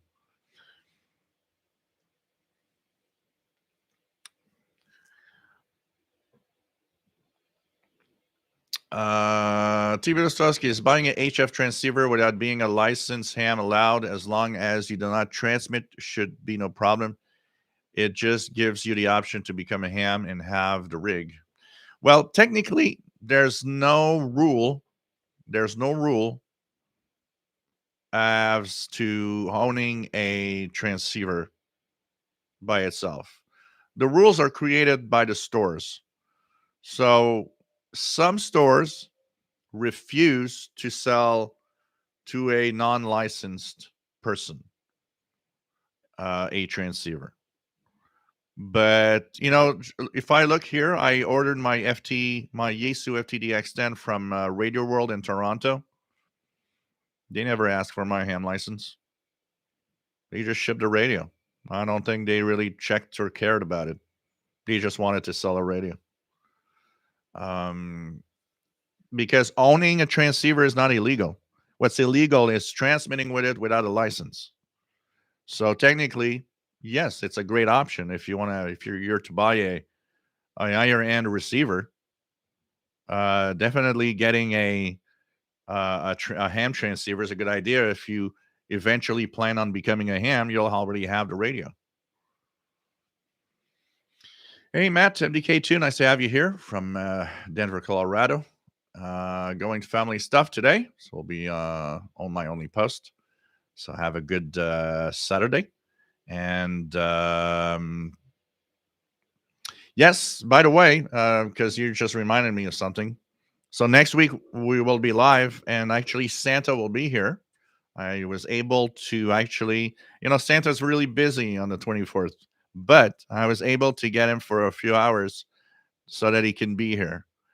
And I have a question. I have something to ask you guys that want to participate. I am looking for radio related stories that have to do with Christmas. From either you have a radio related story or anything radio related that has to do with Christmas or holidays. So if you have a story to share with everybody, what I will ask you is to send your story to official shortwave radio at gmail.com, and Santa will be reading that on the air next Saturday. So I already have quite a few, and if you have something to send me, please do so. It'd be fun to share the stories. I got quite a few good ones here, and I think it's going to be a lot of fun. So Santa will be reading that next Saturday at 20 hours UTC. It is the last show for this year. I will not be on New Year's Eve. I'm taking that Saturday off of shows. From then on, we'll be back on Saturday, what is it? Saturday the 7th. Saturday the 7th of January will be the next show after next week's show. So be there if you want to see Santa, and if you can, I know some of you might have Christmas Eve duties with family and friends, but it's definitely going to be interesting. So send me your stories, guys, and Santa will be reading them next week on the show. Show Joseph says there's a couple of QESDRs in Indiana and surrounding area. There's definitely some interesting medium wave stuff going on there. Depends on the time of day. Sometimes pure noise.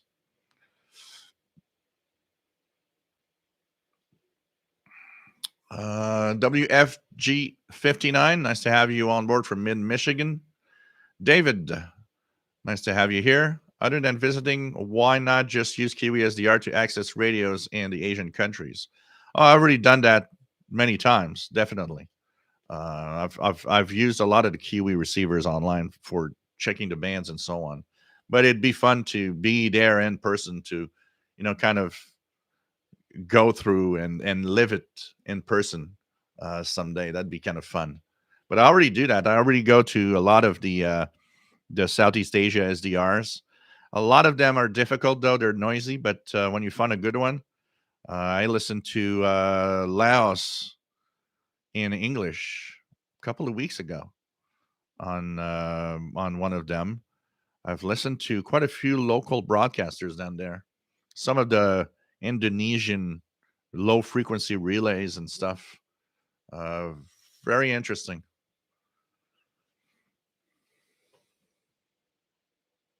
I said Indiana, but it's India. Sorry, Joseph. I said Indiana, but it's funny because I said Indiana and I read India. It's when your brain fills out something. Kevin, I could see you on an expedition in Vietnam with your knowledge of French and your faithful companion, Mr. Paul. Oh, man. Dude Ostrowski, that's the plan now. Which transceiver would be a good general coverage radio for the beginner? Any suggestions? I mean, today's transceivers are all pretty good. You don't want to go too expensive. I know that the ICOM IC 7300 is known to be very decent, and it's not going to break the bank. My FTDX10 is actually quite good. It's just that, yeah, on AM mode, you're stuck with the 12 kilohertz filter, where in sideband and so on, you can play with the filters with, but still, it has not made my radio, not tune anything. So it seems to be okay the way it is. I've listened to shortwave on it since I got it quite regularly, and it's very decent. Very decent. Paul the Elf, Leon Aware. David from Barcelona, Spain. Nice to have you here. EA3IEK. Been listening for some time already. Cool to know you've already got snow, and looking forward to a QSO. Yeah, that's gonna be fun. I had a QSO last night at your local here was probably 1 a.m. 06 UTC. with Samoa in the Pacific.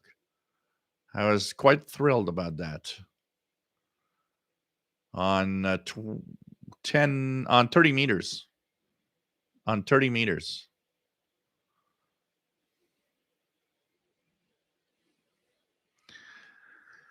Take care, Adish Minar Rankamson. Always nice to have you on board. Enjoy the holidays also.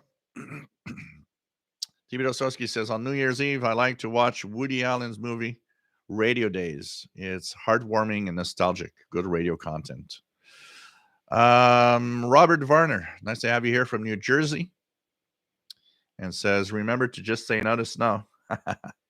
I say yes because I like it. Thank you, Kevin, for the tip. Nice to have this tip.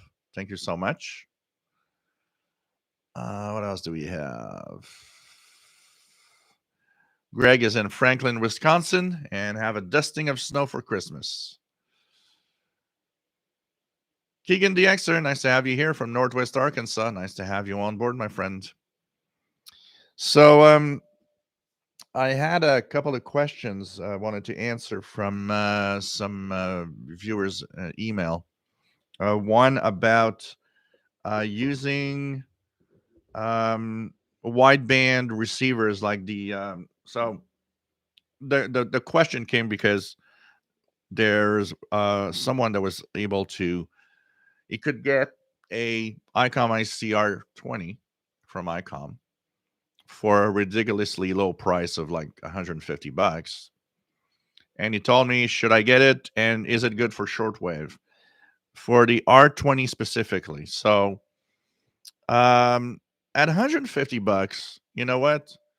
I probably would get it because you get an interesting radio that has a very large frequency range, but you got to live with its flaws. For $150, living with these flaws is pretty nice. For the full price this was sold for, it's a little harder to accept. The R20 is okay, and it'll give you, it doesn't have any digital Moses stuff like that in it. So this is really much more of kind of an analog, more wideband receiver, a little bit like a scanner radio type radio. But on shortwave, it's sensitive. The only thing is there's no good bandwidth on it. So the AM bandwidth is a little too large. And so it's not always fun to play with. And single sideband is actually not too bad. You'll be able to listen to utility signals, ham radio operators, stuff like that. It's not what I would choose if it wasn't that you have it for a low price like that.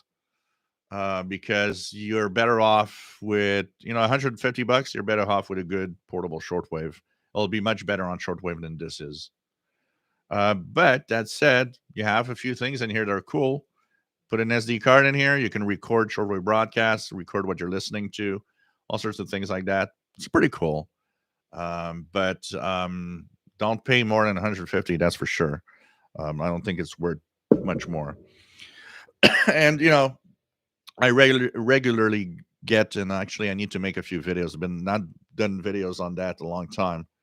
People come back about the ICOM ICR30, what I think about it for shortwave. The ICR30, which is a follow-up to the R20, I will say on shortwave is better. Definitely better than the R20 because it has AM wide and AM narrow bandwidths. So you can use that, and definitely it's better. So yes, the R30 is better in shortwave. It has a few digital modes and stuff for the wideband stuff. But if you live in an environment where there's tons of signals, like here in Montreal, it becomes a crappy radio because it's overloaded by everything. You got to play with the RF gain, the attenuation all the time. It gets annoying.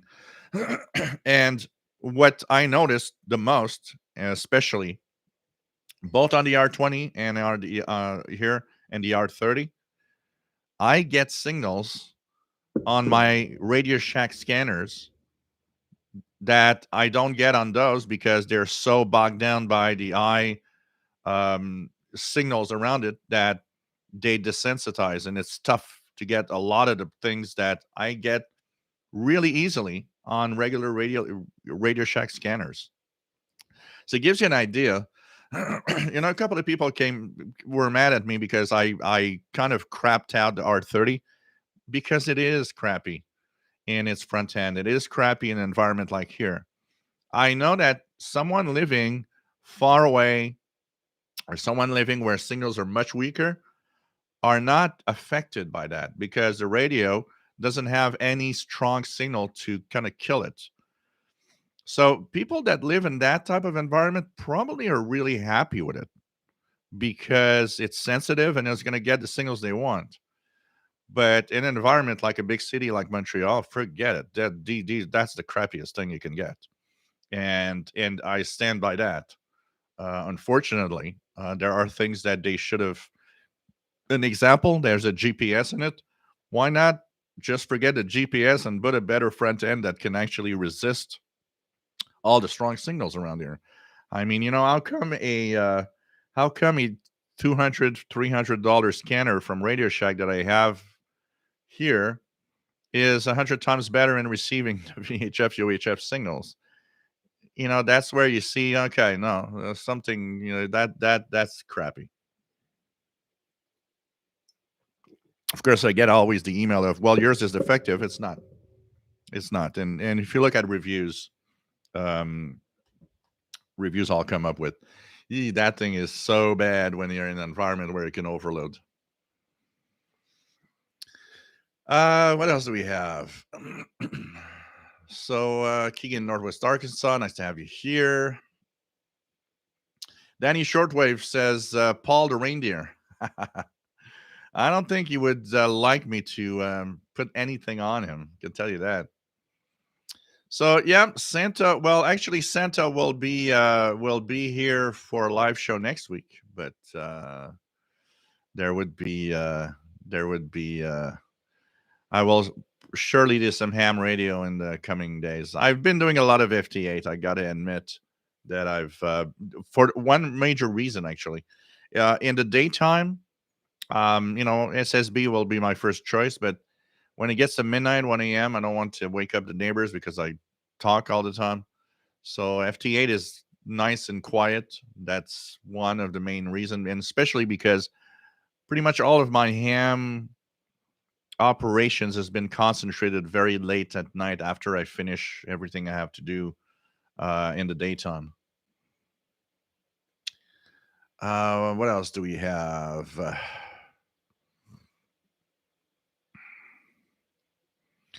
VT Radio says I have the little ICOM ICR2 got in an estate sale package. I never really used it though. Yeah, I don't know how that one performs. I remember seeing those little ICR2. There was the other one. Which one was it? The one that had that TFT screen. You could actually watch security cameras on it. I remember thinking about that one was so cool because you could watch security cameras of the time, which you can't anymore because these cameras are all Wi-Fi cameras today, pretty much. But kind of cool. Greg says, not happy for next year. Will be 60 on March the 23rd, 1963. 60. Wow. Time flies, eh? You're not far from me. I'm on March. My birthday is March the 20th.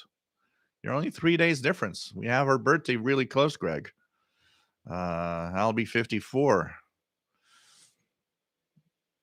Glenn, nice to have you on board. Merry Christmas.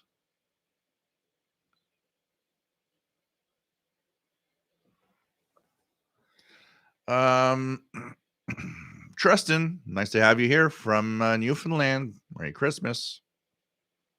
Keegan DXer had some FMDX ESCAP to Cuba and Mexico on the 13th, 90.3 Radio Progreso La Havana.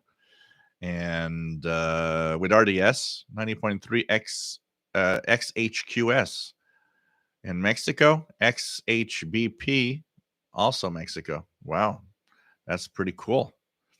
That's pretty cool. I still remember fondly that moment of last summer when that station That Latino station from Florida came in really, really well. Boy, was I amazed. And it was like crystal clear for about an hour. Oh, man. Chris, G7 VEO, will Paul the Cat QSL cars go into production? Yes, they will. They will definitely get into production for sure. For sure. KW1161, very few hams use BPS K31 nowadays, which is a bummer. Yeah, you've got to you got to look at it regularly. I see regular PSK31. The thing about PSK31 is that not everybody likes those types of modes for one reason. You got to be decent at typing on a keyboard because it's really a conversation mode. I mean, there's the automated stuff that they send, like, this is my station and so on. But for the rest, if you have a conversation with somebody else, you still got to type on that keyboard. And a lot of people are not that great at that. So, once again, that's why I think that FT8 is part of the reasons why FT8 is popular. So, hey, Fastlow, nice to have you here from Montreal. Says spotted on FT8 in Japan from Montreal, Quebec, 20 meters. Yeah, it's that time now. 15, 8, 17. At this time, when I made ham contacts FT8 at this time, often I did Japan on 12. I did Japan on 15, on 17, on 20. And the funniest thing that I had was just before going to bed, a couple of weeks, 3 weeks ago, maybe. It was about 1 a.m. local, so 6 UTC. I was on 30 meters and I got 6 Japanese FT8 contacts in like 10 minutes, one after the other. It was like crazy. It was like, wow, Japan is online on 30 meters. uh Jim Gordon, nice to have you here from Scotland. It's cold, but no snow today. Concerning birthdays, wait until you hit 70s. Yeah, I know. Fred says, you 50-year-old youngster. Oh, man. Kevin, I have the ICOM ICR6, another piece of junk. ICOM must have some good 80 men and women. Yeah. I think the biggest problem that ICOM has with its devices, they try to pack too much for the price they're selling it for. And they have to make compromise. They have to make a compromise in its ability to receive. Can we be just fair here? An ICOM ICR20 or ICR30. Okay. What is there to listen to with these things above 1 gigahertz? Pretty much nothing. Yes, I know there are signals and I know there are stuff, but for the most part and for most people that buy this above a gigahertz, so they advertise this as wideband going up to 3.3 gigahertz. First catch is it's an up converter. It's like using an up converter with SDR. It actually takes the signal and brings it to a frequency that the receiver can actually receive. So you get all the images of all the signals of the lower UHF bands and the higher frequencies. Why? Because when you're tuning 2.8 gigahertz, you're actually the up converter is listening there, but the receiver itself is actually listening to it at, I don't know, 470 megahertz, because that's where the main receiver actually receives. So if you tune around, you get all the images of the UHF band up in the higher parts. You know what? They should have just said, look, these are our new, 'cause I'm sure they're selling and advertising that as, look how amazing these are. We go up to 3 gigahertz. And instead of doing that, they should have just said, This thing goes up to 1.3 gigahertz, like every standard scanner, of a certain price today. And the not having to have an up converter, you put that money into making the radio a better receiver. There are things like that I would have done instead. But I know that the marketing probably revolves on, hey, this goes up to 3 gigahertz. Imagine what you're going to get. Yeah, absolutely nothing. You know, Hello, can you recommend some receiver of Texan? I want to listen to ham shortwave bands, SSB mode in town. Is it possible with PL330? Price quality is main moment for me. UR4 IPH, nice to have you here. The Texan Pre L330 will do that, absolutely. And it is for the price, amazing, totally amazing. The only negative point that I will just say is using the tuning knob to tune around, it mutes. But if you listen to SSB, the muting is very minimal. It's mostly on international AM broadcast bands that the muting is kind of annoying. When tuning SSB, it's not too bad. But definitely for listening to hand bands, stuff like that, PL330, that would be a great choice. Yes. And the fact that it has precision tuning up to 10 hertz resolution and calibration, it's for SSB, it's definitely a good one. Robert Varner says just turned 68. Getting old sucks, but the alternative is worse. Jim's radio check 62. Keegan the Extra says his dad 83.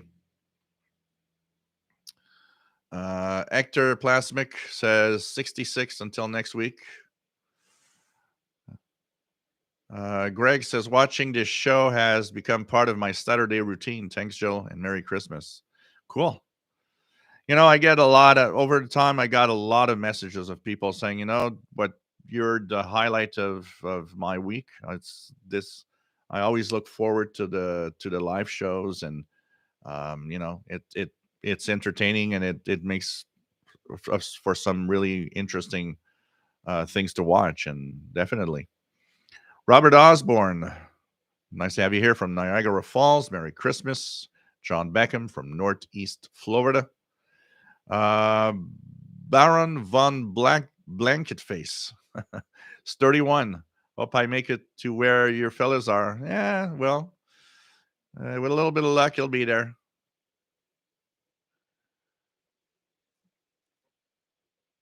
Francis Moore, the Retavis RT3S dual band handheld can be programmed to track satellites, including ISS with software updates. Shows where a satellite is in real time and adjusts Doppler automatically. Oh, wow. That's kind of interesting.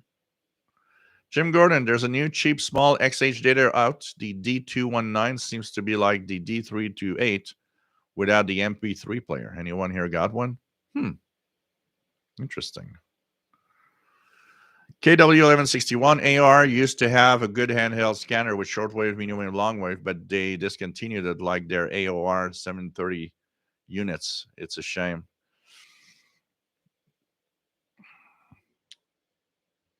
Merry Christmas. Happy New Year, Greg. And the other Greg is 62. Take care, Mr. C's Garage. Stay safe. Andy Spencer, good evening. Nice to have you here.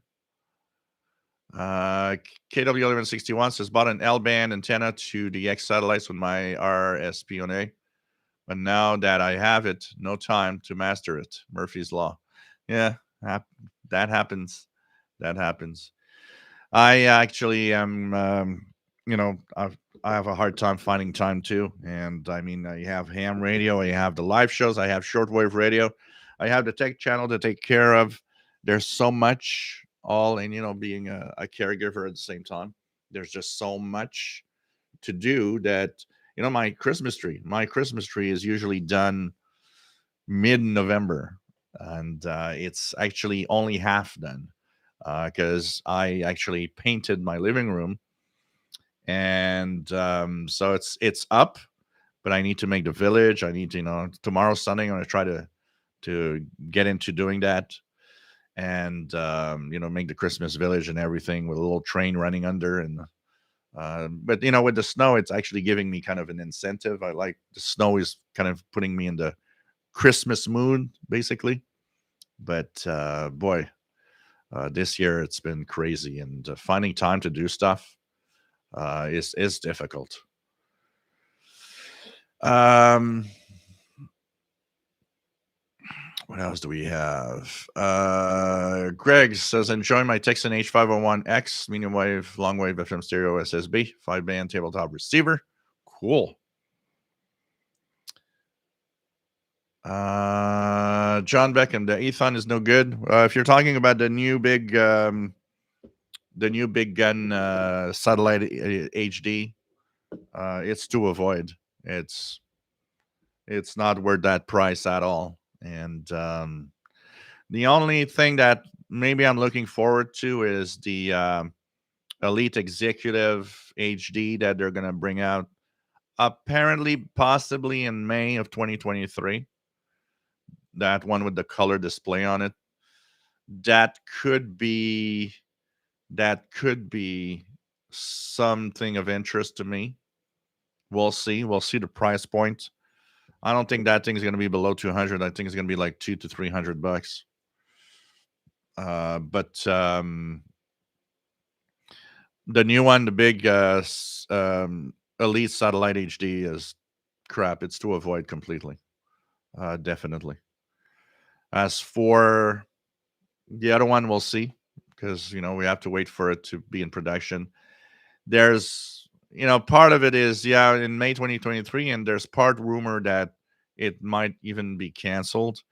They just had such a fiasco with that Ethon Satellite HD that is super expensive, that I think that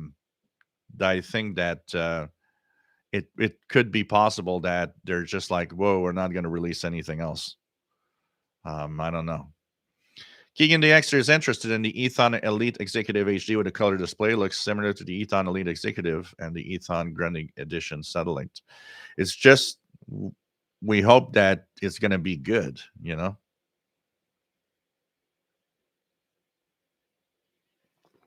let's just hope it's going to be good, honestly.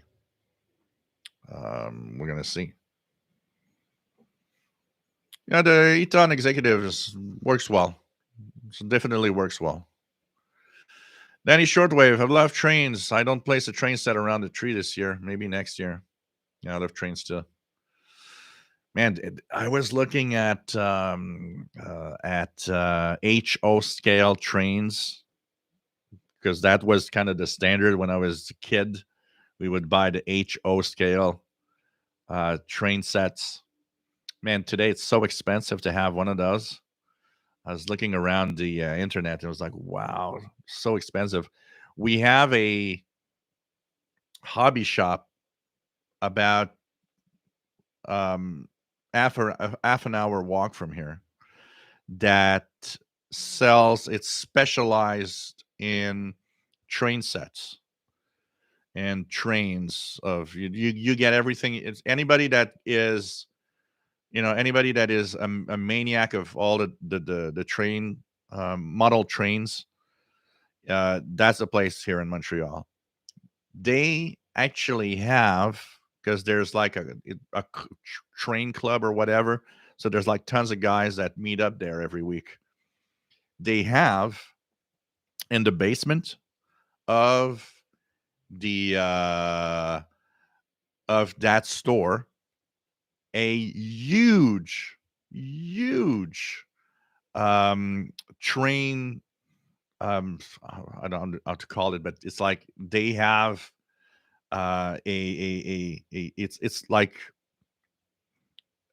kind of all laid out, beautiful, almost it's almost a city built with all sorts of train tracks and all the the exchanges and everything like a real city, with and I believe it's just incredible. Once a year, as a probably as kind of a a promotion thing, trying to get people to buy trains. They open up to the public because it's close to the public. You cannot go downstairs unless you're part of that club. But once a year, they open to the public and they put ads everywhere saying, "Hey, it's free. You just come and watch our train sets and stuff." And dang, it is amazing. It is amazing. Every time I go there, it's like, oh wow, this is so cool. But that reminds me, when I was young. When I was young, one of my uncles had a huge train setup, and every time when I was like 7 or 8, every time every time my dad would say, "Hey, we're gonna go spend a weekend at Uncle in Sherbrooke," and every time my dad would say that, I was like, "Oh yes, gonna spend a weekend playing with trains."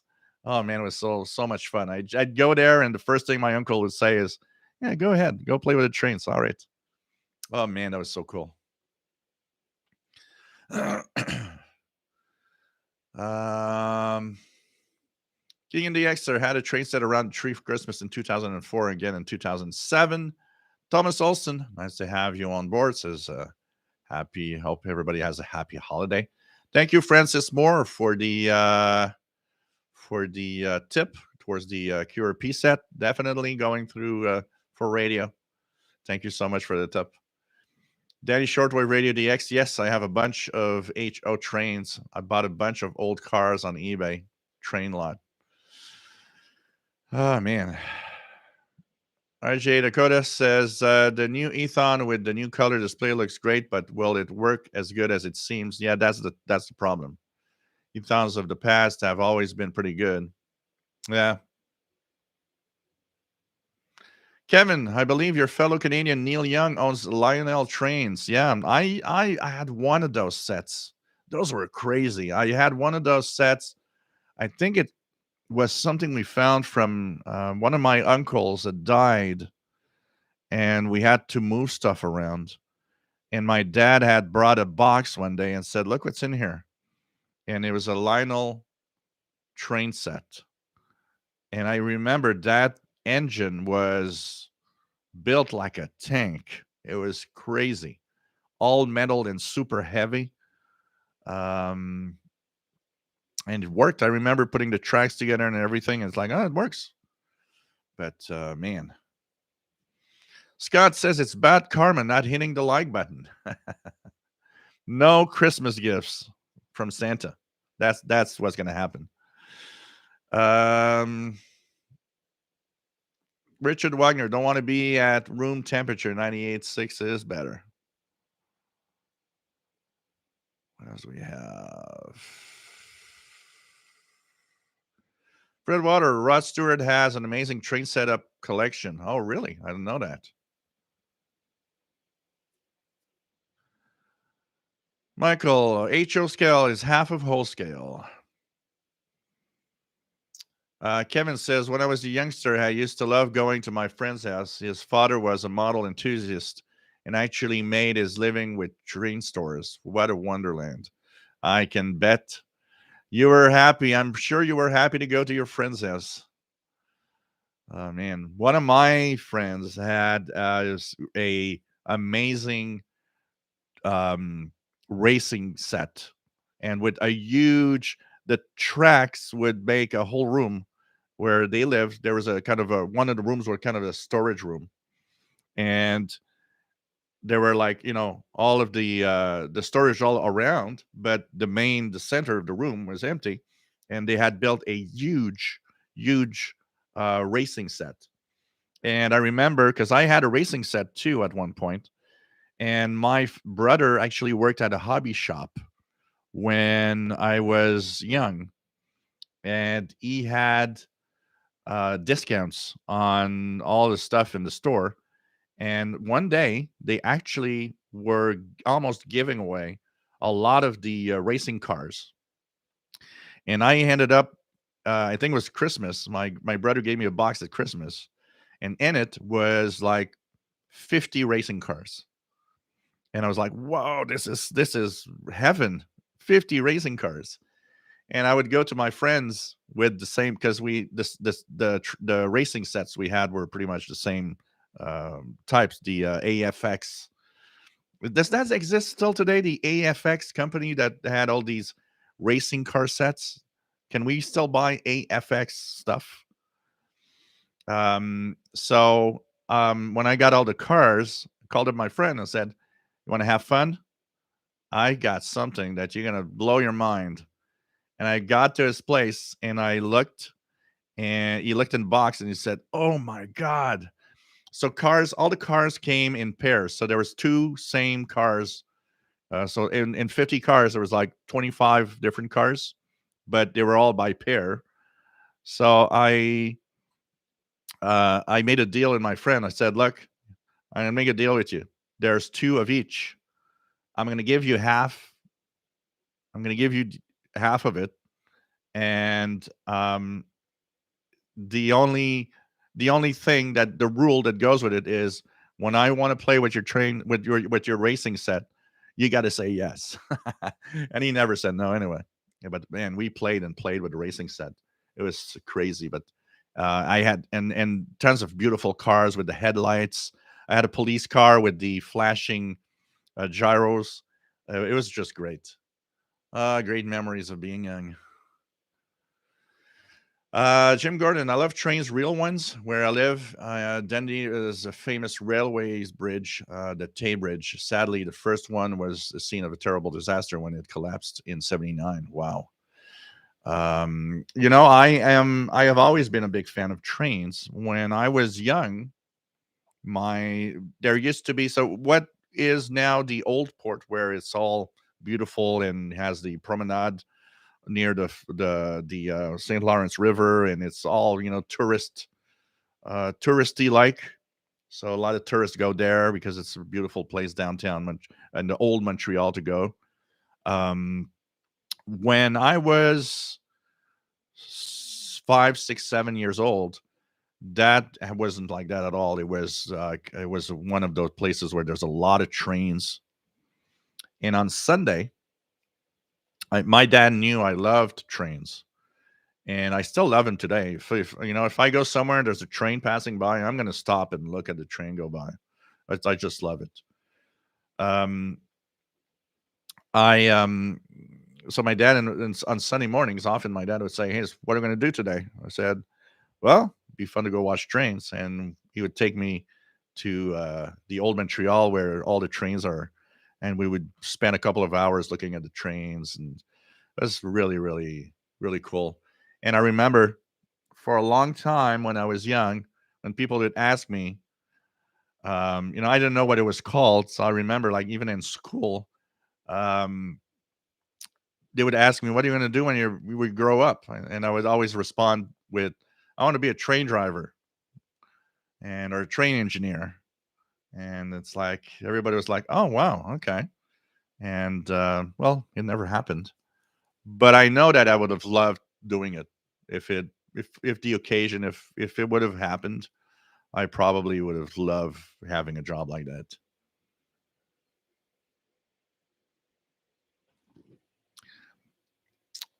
From shortwave to trains and planes and automobiles. John Beckham. Remember when I was about 6 year old, I got this beautiful electric train that Christmas. It had a train station, a water tower, a bridge with light and telephone poles. It's so cool, eh? Danny Shortwave, I got into the hobby because of my son. I never owned HO trains until recently, looking into building a table setup. Cool. Cool. Bill, nice to have you on board visiting after a 3-year absence. I still have my Lionel trains from 1945. Wow. Cool. That is cool. Danny Shortwave, I remember the AFX electric racing car track when I was a kid. Tyco is the other brand that makes electric racing car sets. Yep, yep. Scott, I had AFX also as a kid also. Fred Water, my favorite scene in Slapshot is when the Henson brothers are playing with the race cars. RJ Dakota, I remember well assembling and using the AFX racing sets when I was young adult. Kevin, down the road from me is a RC airplane club. I watch rich middle age to old men eventually lose thousands in a crash. Yeah, that happens, eh? So Danny says, I believe now the company is Tommy AFX. Huh, okay. Robert Warner, there's something about watching trains. Yeah, I don't know what it is.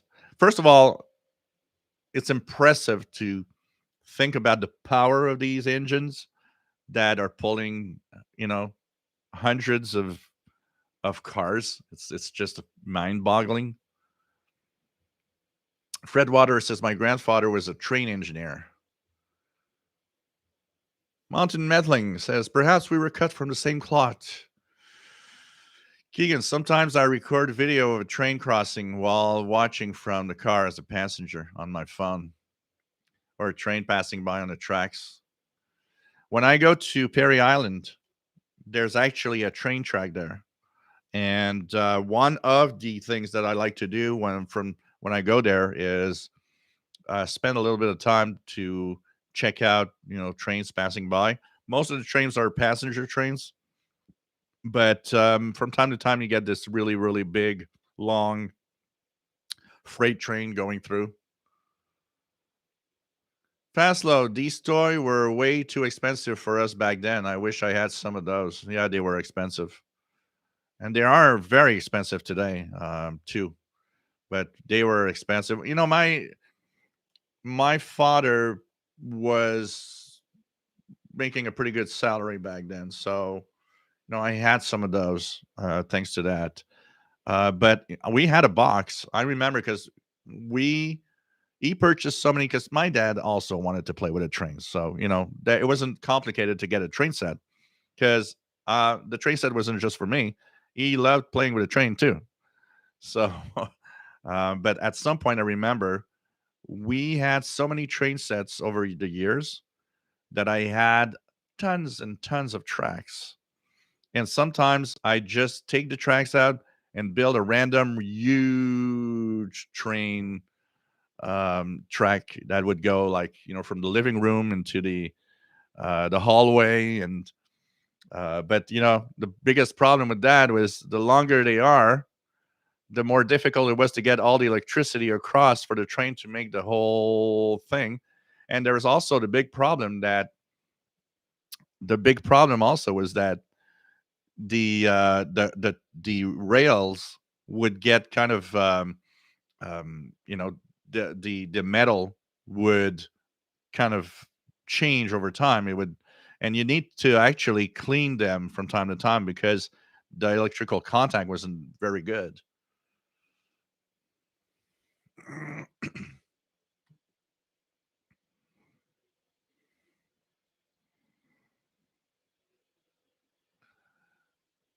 RGA Dakota, we actually need more and better trains for long distances.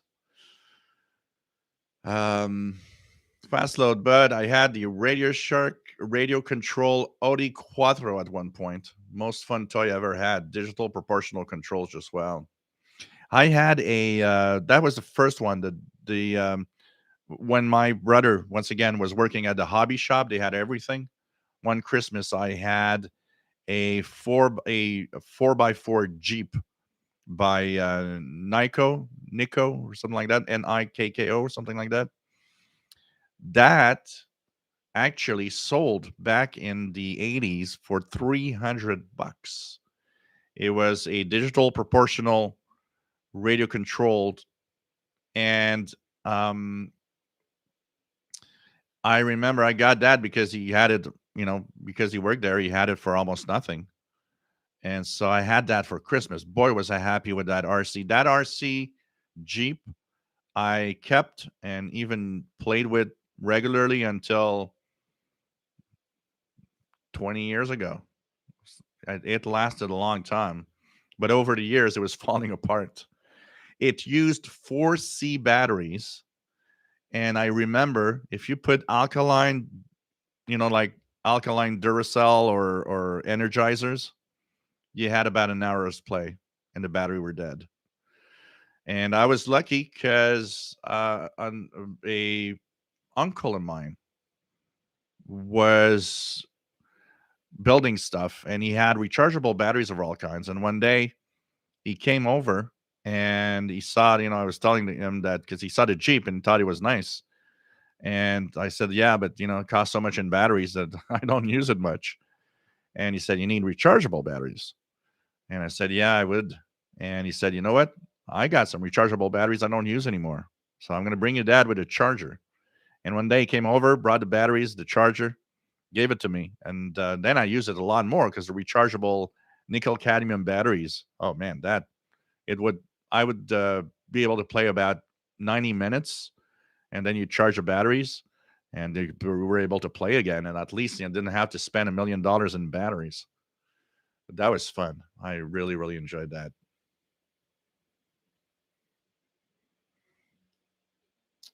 Kevin, sometimes I take a 2-hour ride to Manhattan and then take the ferry back 6 hours to read and enjoy the journey. The trains is only 2 blocks from me. Wow. Keegan, the trains remember seeing wall on the road say Arkansas and Missouri on them. Arkansas, Missouri Railroad. Yeah. Ron Seal, nice to have you on board from Saint Hubert, Quebec. Fast load, the 60 hours charge time between charges was torture. Yes. That was exactly what was happening with my C batteries. It's like you play for 90 minutes and then you'd put the battery on the charger and you had to wait 12, 16 hours, something like that. That's crazy. It was like, oh boy. The good thing is it was a trickle charger. So basically, even if you forgot the batteries on the charge, because, these chargers didn't stop back then, they were just charging continuously. At least they were just trickle charged. So they wouldn't break down the battery. Francis Moore have the famous Castle steam train running on the main line through Solihull every week here in the UK. I can hear it whistling, toothing from our house. Magic. Richard Wagner worked at the Canadian Pacific Railroad Yard in Bentonville, Illinois for 10 years. Wow. Here, they're still not very far from here. If I go down south, a little bit of south, pretty much south of here, southwest a little bit. There's actually a railroad yard, big railroad yard there, and there's always trains, moving stuff around. And I haven't been there a long time. And there's actually a bridge that I can go on and look at the trains. I haven't done that in a long time. I would go there with my scanner radio. I would often take a walk. I would go by bike, then take a walk on the bridge, or even go on the bridge with a bike. And I would have my scanner radio, and I would tune the VHF railroad frequencies, and you'd hear a lot of stuff because a lot of the communications on the railroads are, simplex. And in simplex, if you're not close enough, it's kind of difficult to hear. So, some of the stuff have repeaters, but most of the things happening in the railroad yard are actually all simplex. So I don't hear them from here, but when I was on the bridge over there, I could hear all sorts of things of communications happening in the railroad yard, which was a lot of fun. And about 162, 161 megahertz.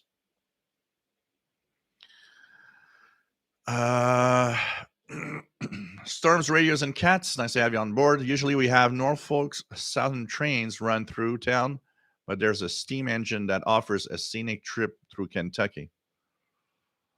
One thing I'd like to see, and I never did see, would be the Canadian Pacific Christmas train. It was in town last week, the week before. Looks like a very beautiful train to look at. RJ Dakota, Rayovac used to make a type of rechargeable battery. It was good, but did progressively lose power life ratio. Yeah, well, most rechargeables did that over time. You never really got, it's like when they advertise, oh, you'll get 1,000 charges. No, you don't get 1,000 charges. After about 300 or 400, your batteries are almost dead. They don't last very long. You know, the battery, every time you recharge a battery, it does deteriorate slightly, you know. Kevin, I understand Montreal is a wonderful transit system. Do you have high speed rail and Wi Fi on board? Can you go direct to Vancouver? So you can take the trains here, Via Rail trains, if you want, and go up to Vancouver if you want. You would be able to go to Vancouver with a few exchanges along the way. There is Wi-Fi on board.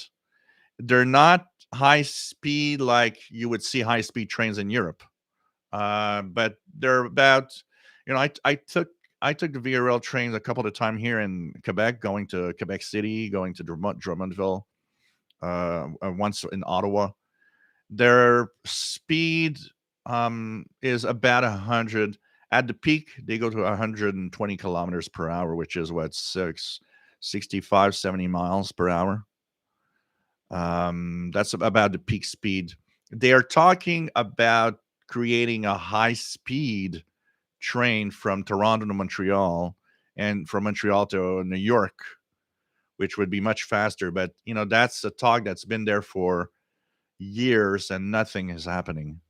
So, and it's billions of dollars, you know, it's like nobody's committing to it. So for sure. And you have, of course, the subway here in Montreal, which is pretty nice. And you have Wi Fi in the subway here in Montreal. So it's pretty cool. No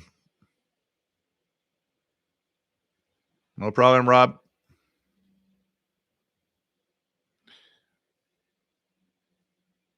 Greg, yep, eBay has a lot of toy race stuff. There's I forgot the name of the store, but there's a big hobby shop store, online store that has a lot of stuff. And I spent an evening looking at everything in there and kind of drooling, thinking of my younger age and you know, train sets, racing sets, all sorts of stuff. It's very expensive today. The HO scale stuff, you have a very basic setup, is extremely expensive today. Yeah, it was expensive back then, you know, and it's still expensive today. It's one of those things that just went up with inflation, pretty much. RGA Dakota says here in Winsville, there must be a late night train because I can hear the sound of it coming and the occasional whistle. KW1161, my current location, the Union Pacific train is 100 feet away. Wow. Mountain meddling. My dad retired from railroad after Vietnam. We camped up north, Wisconsin, and there was a cool steam train, and depot in North Freedom, Wisconsin. Pretty cool. We have south of Montreal in Saint Constant. We have a train museum here. I haven't been there in ages. Apparently, it's still pretty nice to go to visit. I've been there. Last time I've been there was maybe, I don't know, 20, 22 years old, and went with went with someone. I don't remember, but it's still there. It's a pretty big train museum in Saint Constant, just south of Montreal. David White, how many watched the new videos over the last few months by Ringway Manchester on YouTube? Very interesting long form Cold War numbers station documentaries. I haven't checked that. Bob Raymond, thank you so much for the tip. Have a great dinner. Bruce N9BH, nice to have you on board. Ron Steele says, as time goes on, very impressed with my Ethon Elite Executive with or without my MLE 30 Plus. Nighttime AM. Wow. Cool.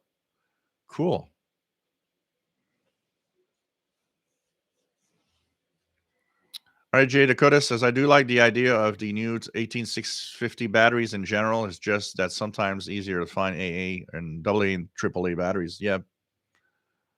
Danny Shortwave says, VRL is like Amtrak. They share the tracks on border crossings. The Wi-Fi on Amtrak is okay, not fast. I Didn't use much of the Wi-Fi. I think I connected to the Wi-Fi just out of curiosity to see how good it was. But because I have my own, I have a lot of data available on my phone. The Wi-Fi always stay on my data.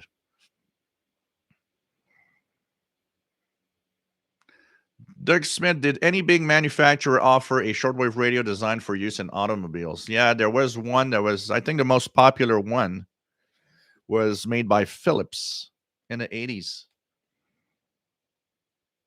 Philips had a pretty, it's one of the only, I know there's others, but I think it's the one I've used and seen all the time, was the Philips um, car shortwave radio that was sold back. It was even if some of you have old passport to world band radios, I believe that in the early 90s they even have a review of it in one of them. Danny Shortwave, the New York City subway system cell signals improved. My cell phone services work even underground now. No need for Wi-Fi. Use my 5G works better. So yeah, well here we have cell connections also in the subway. It's you can just use your smartphone. It seems to be decent. I never tried to do speed tests to see how fast it is when I'm in the subway, though. RGA Dakota, I've seen a shortwave radio in a car before, but I can't remember where. Bill says BMW used to offer one in the mid 90s. Just radio check. It'll be kind of hard to mess around with shortwave while you're driving. Yeah, not a good idea. RJ Dakota, the radio itself was a Blaupunkt. KW1161, Kenwood also has another unit back around the Kenwood 5000 manufacturing time. Keegan DXer, I would use my Ethon Greenwich Edition satellite with earphone to output to car auxiliary input to listen to shortwave in the car. Yeah. Today, pretty much. That would be pretty much what we would do. I mean, it's something that would be probably the best to do. But I'm not sure. If you got an electric car, forget it. Shortwave is probably not good in there. I wouldn't be surprised that it's really noisy in an electric car. But man, pretty crazy to check that out. So hey guys, get a little tired. It's been 2 hours and almost 40 minutes. I hope you enjoyed today's show. And we're going to be back next week. Santa is going to be here next week. We'll try to make a long show next week. We'll try something to be there for a longer period of time. Talk about Christmas radio listening. I'll have the stories. Once again, send the stories. Send the stories. Official shortwave radio at gmail.com.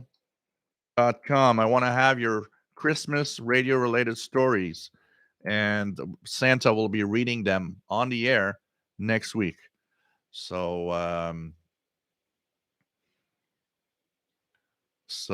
this is going to be kind of interesting. Francis Moore, have you ever watched old program The Radio Ham with Tony Hancock as the ham? Good fun to watch. UK in the 60s, maybe on YouTube, not sure.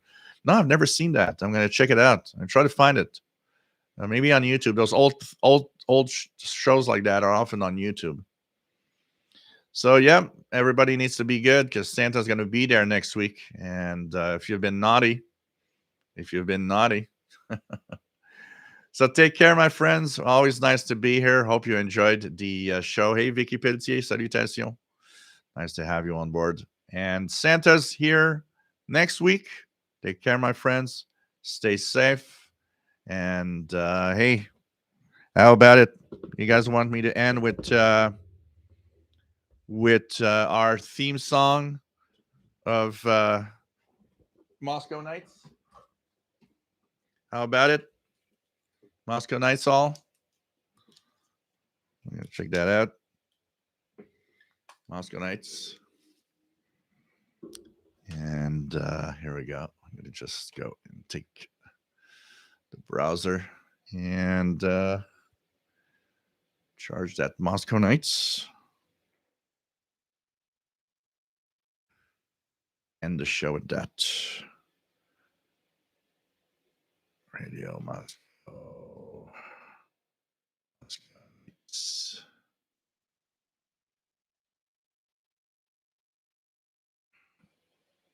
There we go, guys.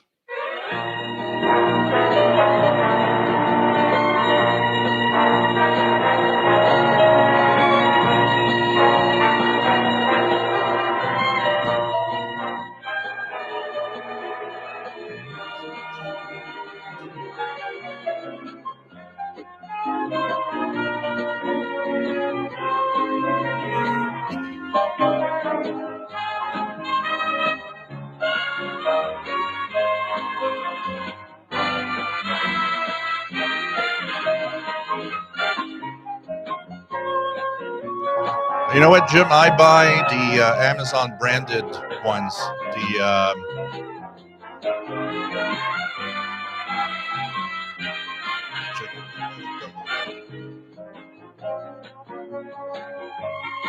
They're really good. Amazon Basics rechargeables. They're 2,400 milliamp hour and not super expensive. That's what I buy, and I love them. I probably have 50 of them here to power all my radios.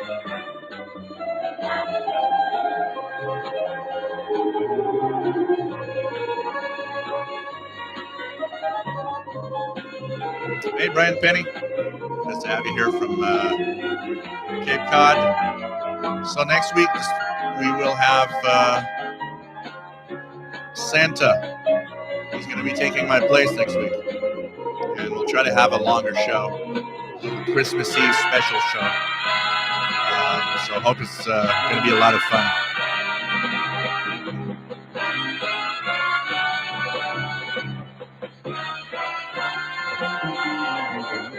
Don't charge them, Jim. Don't charge the batteries in the radio. Buy a charger with it.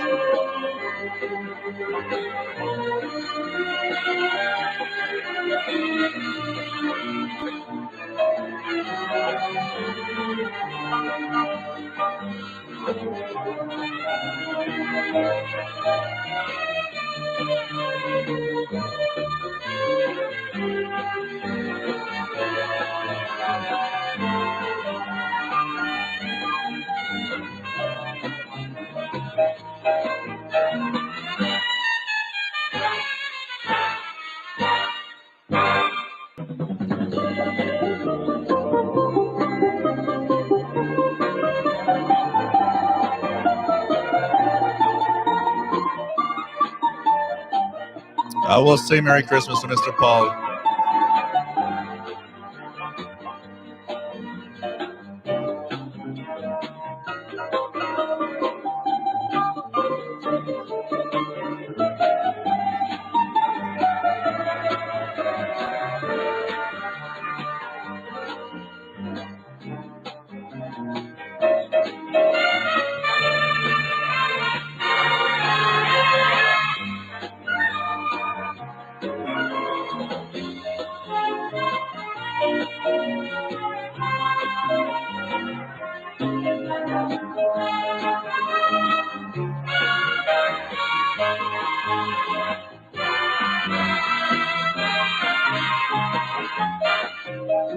Yeah, it's kind of TV. YouTube is kind of TV.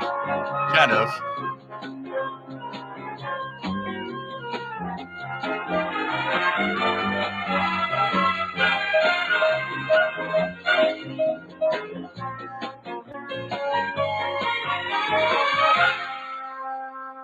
'73. Take care. Love you all, my friends. Stay safe.